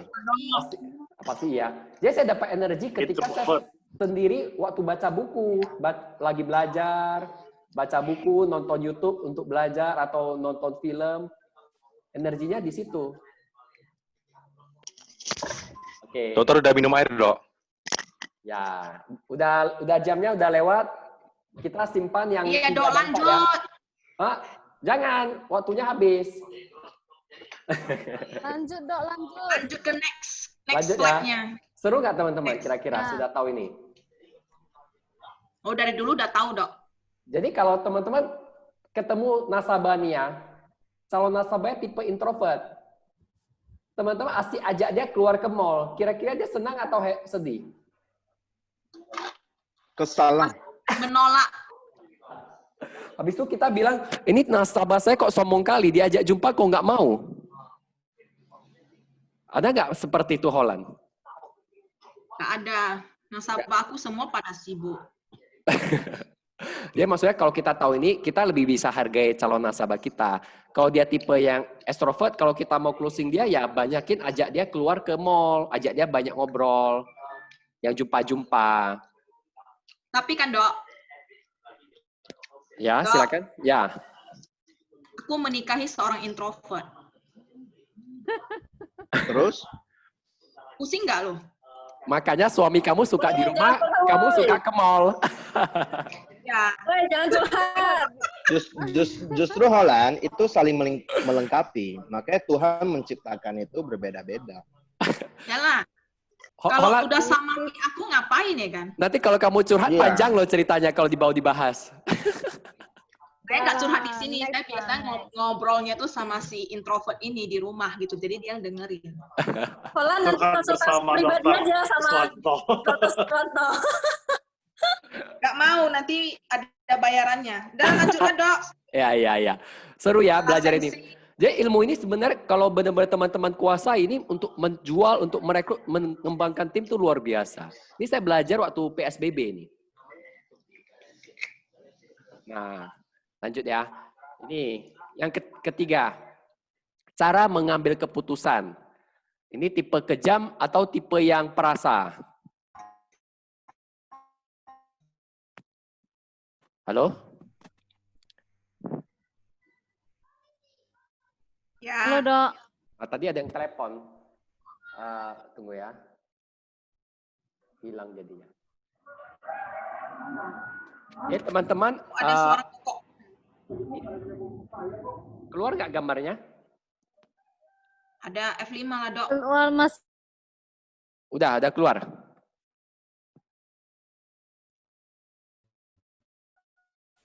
Halo? Masih kecil. Besar, belum Sudah F5 besar dia. belum? Udah. Sudah. Pro Balik, and Dok. kontra. Orang yang Kembali, Dok, ke tulisan. Ini muncul gambar. nggak apa-apa. Teman-teman coba pilih. Oke. Teman-teman cenderung yang T atau F. Kalau T, dia tipenya pakai data. Nah, ini dia keluarkan. Karena ini, katanya. Atau pro dan kontra. Dia kalau dalam mengambil keputusan, dia melihat sisi positif dan sisi negatifnya. Kalau tipe feeling, yang penting, sesuatu yang penting bagi dia, bagi perasaan dia. Jadi dia menggunakan perasaan dia atau perasaan orang lain. Kalau dia F plus I, berarti dia mengutamakan perasaan dia sendiri. Kalau dia F yang extrovert, dia mengutamakan perasaan orang lain.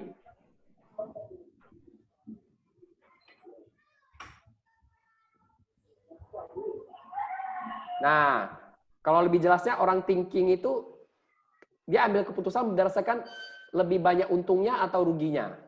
Pakai otak, logika. Kalau feeling ini pakai perasaan. Kadang dia mumet sendiri saat mengambil keputusan. Nah, pakai kepala ya. Yes, no, pakai kepala. Kalau feeling pakai perasaan.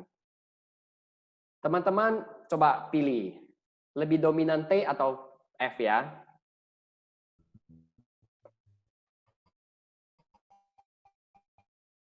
Silakan jawab di chat.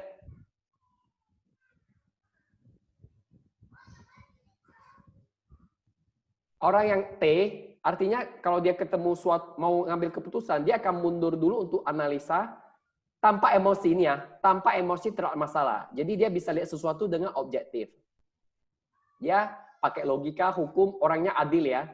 Satu standar untuk semua.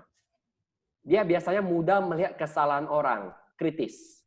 Jadi kalau dia dalam membimbing agent supaya agentnya lebih berkembang, dia gampang lihat celah kesalahannya atau kelemahannya, jadi lebih bisa mengembangkan agennya. Nah, kalau nomor 4 dipandang karena dia kritis, dia dianggap tidak berperasaan, tidak sensitif, tidak peduli. Dia yang penting jujur, percaya perasaan valid jika logis. Termotivasi oleh hasrat untuk pencapaian dan keberhasilan. Nah, ini tipe-tipe yang kalau dalam buku psikologi orientasinya hasil. Kalau feeling orientasinya perasaan orang, orientasinya hubungan. Dia berusaha menjaga hubungan. Hubungan lebih penting daripada hasil. Ya, Holland kelihatan sekali ya. F ya, pakai feeling. Dia nggak capai target pun nggak apa-apa lah. Yang penting dia nggak menyakiti hati nasabah, hati agennya untuk kejar target. Ya, Holland. Tergantung situasi, Dok. Dominannya? Kita bicara Dominannya dominan. Dominannya F. Perasaan ya. Yang penting perasaan orang nggak sakit ya. Apalagi Viti kalau dia kejar target ke Holland, dia akan berpikir, aduh, Holland udah cari-cari saya terus. Viti udah cari saya terus. Segan kali saya. Ya udahlah, saya cari AA lah dikit untuk yang penting Viti senang. Betul seperti itu Holland? Kadang juga gua nggak gubrisin sih, nggak peduli. Karena udah capek ya dikejar ya. Ya, kelihatan ya. Kita lihat ya, final Luffy itu T ya. Oh, kalau dia udah mau kejar target, semua disikat. Yenti juga sama. Ini tipe T biasanya lebih cepat capai targetnya. Henry Regan, lihat ya, usia muda sudah bisa beli rumah sendiri. Oh, ini rata-rata T sih. Untuk ambisi, logika dia. Oke, lanjut ya. Ini gampang sih, karena jelas, kelihatan. Ini juga gampang. Coba pilih. Pilih A atau B. A itu apa? Senang suatu pekerjaan cepat selesai atau sudah selesai. Nah, lihat ya. In-nya sedikit, artinya tugasnya udah selesai. Lebih banyak sudah selesai out. Kalau yang B, dia masih ada waktu, santai lihat nih, pekerjaannya numpuk-numpuk, banyak. Santai dia. Nah, kalau diperjelas secara gambar, tipe A tadi itu adalah tipe yang kalau ada waktu, dia disiplin menyelesaikan tugasnya, lihat nih, tugasnya diselesaikan sedikit-sedikit. Kalau ini prospek, dia rajin kejar poin nih, kejar poin, tiap hari kejar poin, rutin. Dari tanggal 1 sampai tanggal 30, rajin kejar 20 point a day. Kalau tipe yang B, awal bulan, santai lah. Yang dikerjain masih sedikit, santai Aduh, dikejar-kejar terus sama leader, mulai kerjain. Dikejar terus, udah mau akhir minggu keempat, kejar terus. Minggu ketiga, kejar. Udah mau minggu keempat, makin gila lagi dia kerja. Waktu akhir-akhir udah mau tanggal 31, dia kayak orang gila. Kerja terus. Nah, kira-kira teman-teman tipe A atau tipe B? Kalau tipe A itu ada tipe J. Dia punya jadwal, dia kerjain terus. Kalau tipe P, apa yang terjadi ya terjadilah. Tetapi waktu kepepet, dia menggila dia, mengganas. Nah, ini orang tipe J. Yang pilih A ya. Yang tipe J disiplin nih, wajib selesaikan sesuai waktu. Ini kalau ketemu tipe J cocok.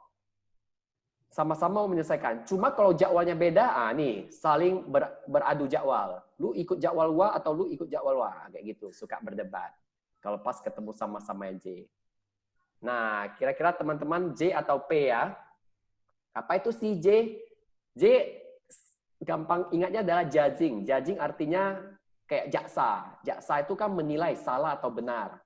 Jadi dia dominan maunya sesuatu itu dilakukan dengan benar. Artinya sesuatu proyek cepat selesai dia lebih puas. Dan biasanya dia orangnya disiplin. Kalau datang meeting dia tepat waktu. Kalau P lawannya, dia menganggap banyak waktu, jadi dia lebih santai. Dia kadang lebih banyak telaknya. Sampai ditegur sama Kohibing, dia baru mulai disiplin. Apalagi dikasih denda-denda, dia baru bisa disiplin. Ini yang tipe P. Kalau orang P fokus proses, J fokus hasil. Kalau J ada tujuan, tepat waktu nih orangnya. Kalau P, dia gampang ubah tujuan jika ada informasi baru. Nah, teman-teman kan sudah tahu nih A atau B. Kalau A itu J ya, yang disiplin ya. Kalau P dia kelebihannya dia lebih fleksibel, lebih toleransi, nggak gampang stres kelebihannya. Kalau J biasanya gampang stres. Oke, sekarang saya contohkannya. Misalnya tadi Holland kan cerita. Holland kan tadi ngomong dia E ya.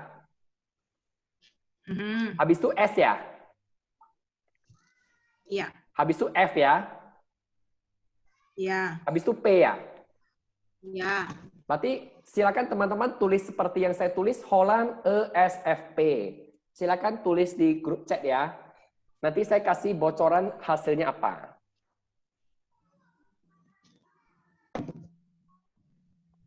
Nah, tulis baru kita lihat apa sih hasilnya. Nah, Holland silakan baca punyamu ESFP itu apa?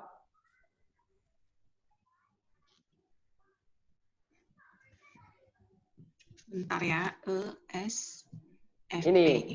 Ini. Engkau hanya hidup satu kali saja. Mudah bersosialisasi spontan. Menyukai kejutan, menentang kekangan. menentang kekangan, menyulap banyak proyek, jago olok, paling murah hati. Cocok nggak Holland? Cocok lah, cocok. Prinsip hidup Holland adalah hidup hanya sekali. You only live once. Makanya dia maunya happy-happy.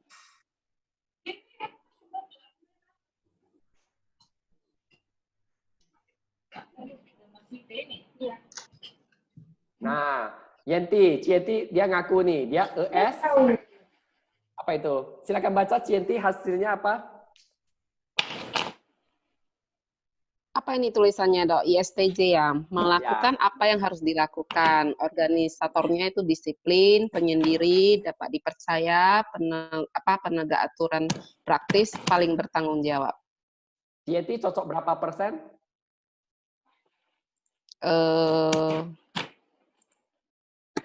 Sekitar 80 gitu. 80. Saya kasih yang lebih detail. Nah, Cienti coba baca. Yang kotak merah poin 1 sampai poin 5. Yang kotak merah aja ya? Ya.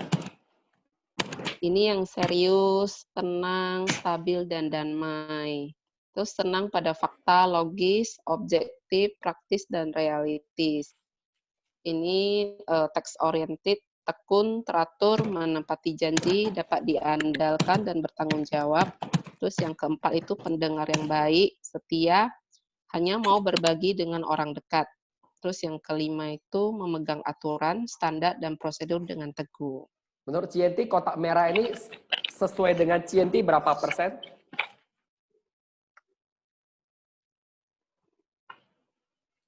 80.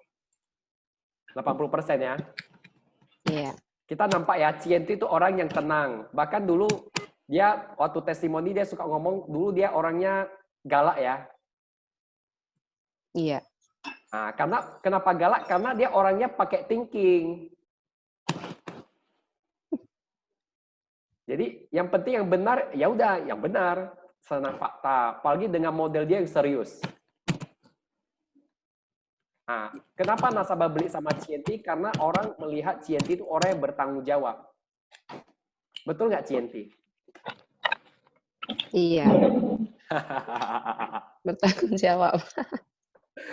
Ya, jadi kalau Cienti mau berkembang, baca kotak kuning. Silakan baca. Oke, belajarlah memahami perasaan dan kebutuhan orang lain. Ini artinya Terus belajar kurangi keinginan. ya. Kemudian Gimana? itu artinya belajar Kemudian belajar feeling ya. Terus kurangi keinginan untuk mengontrol orang lain atau memerintah mereka untuk menegakkan aturan. Terus lihatlah lebih banyak sisi positif pada orang lain atau hal lainnya. Terbukalah terhadap perubahan. Cocok sih. Ya, ada yang cocok, ada yang tidak. Yang cocok yang mana? Sekarang saya lebih banyak memahami perasaan ya dan kebutuhan orang lain. Terus saya kurangi keinginan untuk mengontrol orang lain, memang benar. Terus kalau melihat banyak sisi positif, sepertinya saya selalu melihat sisi positif ya. Terus kalau keterbukaan terhadap perubahan, kalau terhadap perubahan saya terbuka sih gitu. Ya, artinya Cienti sudah mulai banyak berubah. Berubah. Artinya apa? Berubah itu bukan berarti jelek ya. Berubah itu berkembang lebih bijaksana. Setiap manusia itu dua. Kita lihat ya, yang garis tengah ini, yang S sama T, itu artinya Cienti itu punya penangkap sinyal tipe sensor, dan kalau T itu mouse yang merek T. Jadi, apa sih yang mau ditambah? Yang lawannya. Berarti Cienti perlu belajar intuisi, sama perlu belajar feeling. Kalau dua itu bisa dikembangkan, Cienti akan memiliki 4 senjata untuk menghadapi orang.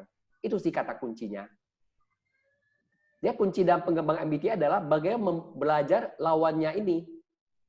Karena ini namanya udah kelebihan. Kelebihan ini akan menjadi kelemahan ketika berlebih. Contohnya, orang thinking itu orangnya logika, sesuai aturan. Apalagi tambah J ini sesuai aturan.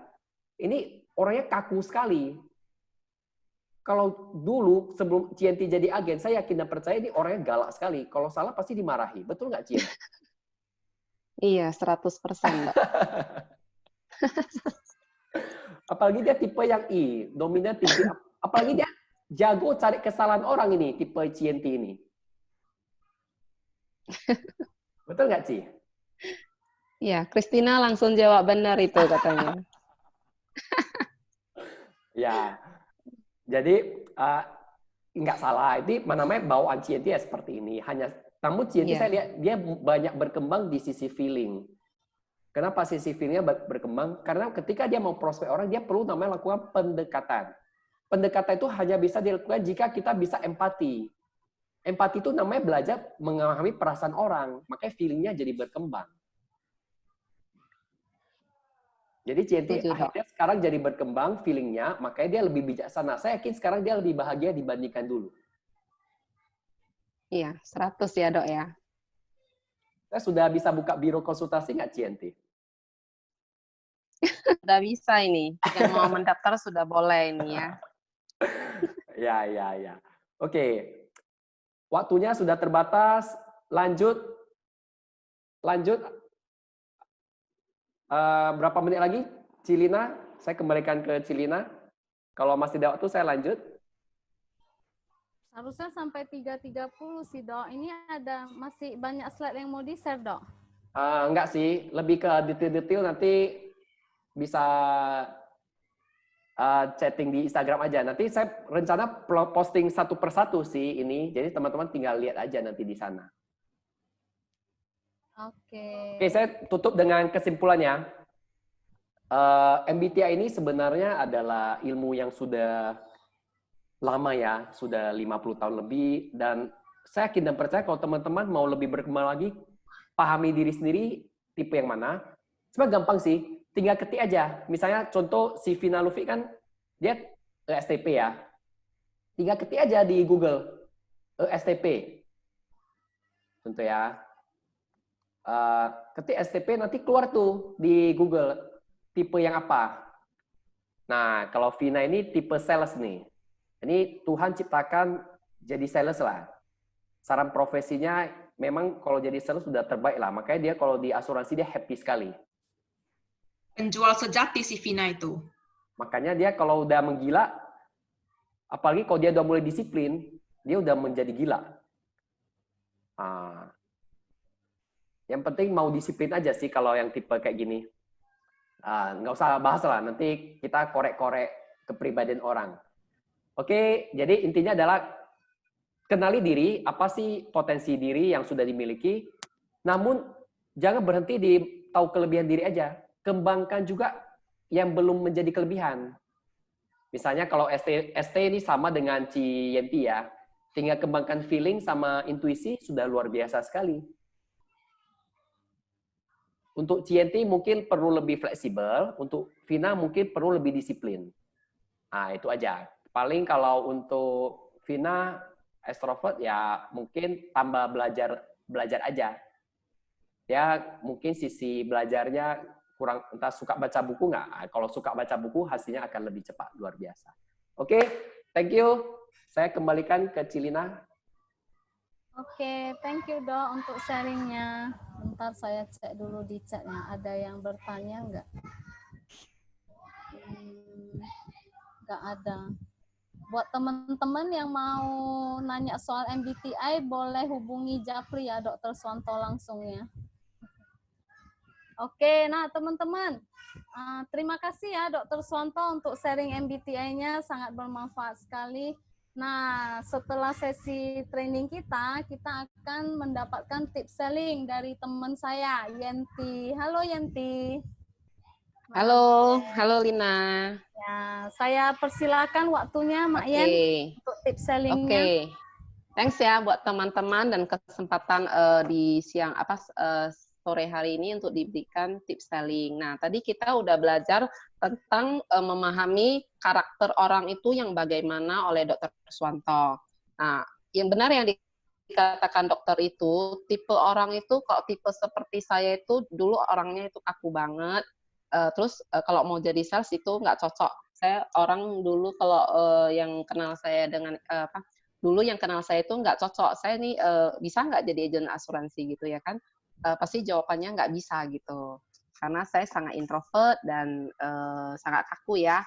Nah, jadi hari ini karena kita udah join di bisnis insurance ini dan banyak perubahan yang saya dapatkan, saya mau bagi tips kepada teman-teman ya. Nah, terutama yang masih baru. Nah, ada 3 hal yang mau saya bagikan ke teman-teman. Kebetulan saya nggak ada slide. Yang pertama itu kita kalau jumpa dengan calon nasabah, hal pertama yang perlu kita ketahui itu adalah profilnya. Profilnya itu seperti usia, berapakah usianya, terus pekerjaannya itu seperti apa, dan yang terakhir itu kemampuan finansialnya itu bagaimana. Nah, nggak mungkin kita waktu nawarin atau kenalan kepada salah satu calon nasabah itu usianya udah tua, terus pekerjaannya tidak begitu bagus, terus rumahnya itu masih sewa dan segala macam gitu. Kita maksa dan ngotot gitu, nawarin satu produk yang preminya cukup tinggi gitu, pasti nggak bakalan dibeli gitu ya kan. Nah, itu yang pertama, yang biasa saya cari faktanya dulu ya kan. Nah, yang kedua itu saya mencari sisi dari kehidupan pasangannya. Hot button-nya itu seperti apa gitu. Nah, itu lebih banyak ke sisi feeling ya. Tadi yang diajarkan sama dokter itu kita biasa nyentuhnya di poin kedua ini, sisi feeling-nya itu. Ungkapkan hal yang menyentuh emosi gitu. Jadi kita udah karakter seperti apa, terus ditambah lagi kalau kita bisa sentuh sisi emosionalnya itu lebih bagus gitu. Jadi kita waktu prospek itu bukan cuman kasih tahu fakta-fakta produk kita aja ya, tapi kita harus sisi yang namanya sisi emosional gitu. Kita akan coba masukkan, biasanya kita suka ngomong kayak gini, coba Cici atau Koko bayangkan gitu. Nah, waktu kita mengatakan hal bayangkan itu, suara kita itu tentu nggak boleh langsung gede-gede gitu, tapi langsung slow gitu. Jadi dia akan dengerin apa yang kita ucapkan itu, dia ikut membayangkan, oh kalau sesuatu hal yang terjadi itu gimana dengan keluarganya gitu. Jadi kita harus bisa sentuh sisi emosional calon nasabah kita. Nah, yang terakhir itu kita udah tahu kondisi latar belakang calon nasabahnya kita, ya kan? Terus kita udah bisa sentuh sisi emosionalnya calon nasabah kita. Nah, yang terakhir itu kita juga harus tahu produk yang kita tawarkan itu seperti apa. Cocok enggak? Kita mau nawarin satu nasabah ini cocok enggak? Ya kan? Dia udah punya asuransi kesehatan, terus kita nawarin lagi asuransi kesehatan gitu. Kemungkinan dia akan reject ya kan? Produknya itu nggak cocok buat dia. Nah, waktu kita funding itu mencari latar belakang atau background-nya itu seperti apa, berarti teman-teman udah tahu, oh si Christina ini sudah punya asuransi kesehatan. Nah, saya nggak boleh nawarin dia itu asuransi kesehatan lagi. Saya harus nawarin itu produk yang lain. Bisa saja itu dana pendidikan untuk anaknya, paper aset, atau retirement gitu ya kan. Nah, kita nggak boleh nawarkan produk yang sudah dimiliki sama nasabah kita itu dengan yang baru yang kita tawarin dia udah ada gitu. Nah, jadi beruntungnya teman-teman yang join di Sequis ini ya, beruntung banget karena di Sequis ini kita punya banyak produk yang benar-benar untuk masing-masing kategori. Jadi dia bukan satu produk itu multifungsi gitu ya kan. Apalagi yang kesehatan mau digabungkan dengan kesehatan mau digabungkan dengan asuransi pendidikan itu nggak bisa gitu ya kan. Nah, jadi kita punya produk itu memang dikhususkan untuk masing-masing punya kategori gitu. Nah, jadi sharing saya hari ini seperti ini karena saya melakukannya itu kalau ada dapat calon nasabah atau referensi gitu, saya selalu mencari faktanya dulu. Jadi usianya berapa, saya tanya pekerjaannya, dia kerjanya ini udah berapa lama gitu. Jadi kalau dia udah kerja berapa tahun, berarti kita udah tahu taksirannya itu, gajinya itu udah berapa gitu ya kan. Nah, terus biasanya kalau orang yang referensikan ke kita itu, saya akan tanya, saya akan tanya per bulannya itu kalau saya nawarin produk, kamu nabungnya sekian bisa nggak gitu ya kan. Itu mencari fakta kemampuan finansial dia itu cocok atau enggak gitu. Jangan kita udah mau nawarin dia yang per tahun 12 juta, tapi dia nggak sanggup, bisanya cuma yang 5 juta atau 6 juta gitu ya kan. Tapi kebalikannya, dia bisanya yang 12 juta, tapi kita nawarinnya yang kecil-kecil. Jadi ya jadi antara mau atau nggak mau gitu ya kan. Nah, jadi saya biasanya tanya dulu kemampuan dia itu seperti apa, baru saya carikan produk yang pasti, terus kita sentuh sisi emosional si calon nasabah gitu. Nah, jadi teman-teman mungkin ini bisa dipakai juga dengan karakter memahami orang juga penting dari Dr. Suwanto tadi ya.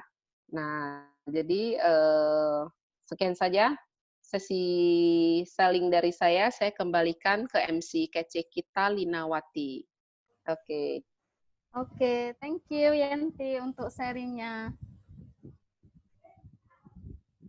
Holland. Nah, teman-teman, hari Rabu depan tanggal 5 Agustus seperti biasa ya, kita ada acara bisnis Mercy Business Talk. Nah, teman-teman, kita semua harus hadir karena pembicaranya adalah Ibu founder dari Rising Star Mega Agency, Ibu EVP Helen Yosefa. Jadi selain teman-teman semua harus hadir, teman-teman juga harus mengundang kenalan, keluarga teman-teman Anda untuk ikut ke acara ini juga. Jadi kita selain 5% yang menjadi passive income kita, dan juga kita membangun bisnis kita agar lebih besar lagi. Jadi diingat ya teman-teman ya, temanya itu From Good to Great, hari Rabu 5 Agustus jam 7 malam. Nah, teman-teman, tadi siapa aja yang udah milih ya? Ini saya share jawabannya. Untuk jawaban yang daun pertama itu saya minta tolong Hollandiana bacakan bisa? Boleh. Ya. Nah, yang pertama itu jika teman-teman memilih daun nomor 1, itu karakter Anda adalah tenang, ya. Kamu adalah orang yang tenang, yang menghargai keharmonisan, baik di dalam diri sendiri maupun sekitarmu. Kamu juga menjadi orang selalu siap membantu siapa saja yang membutuhkanmu. Terkadang sikapmu yang siap membantu orang lain dipandang remeh oleh orang lain. Nah, siapa yang milih gambar daun nomor 1 ini jawabannya ya teman-teman. Kemudian yang nomor 2 itu belum muncul ini di tempat saya.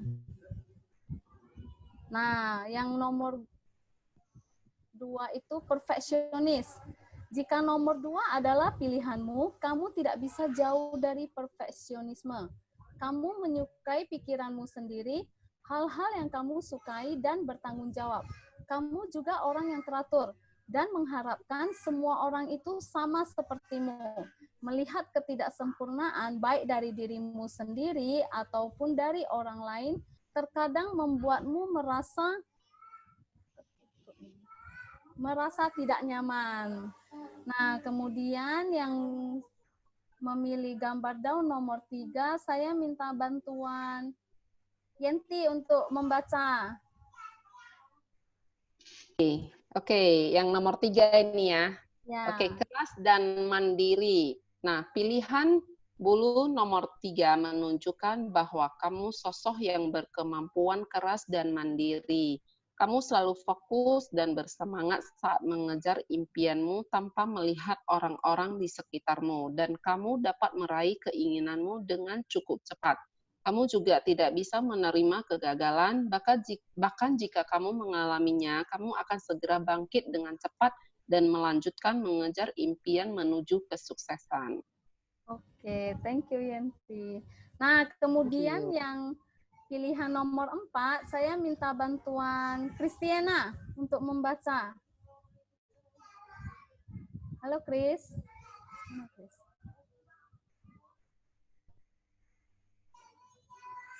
Kristiana nggak ada, jadi saya aja yang baca ya teman-teman ya.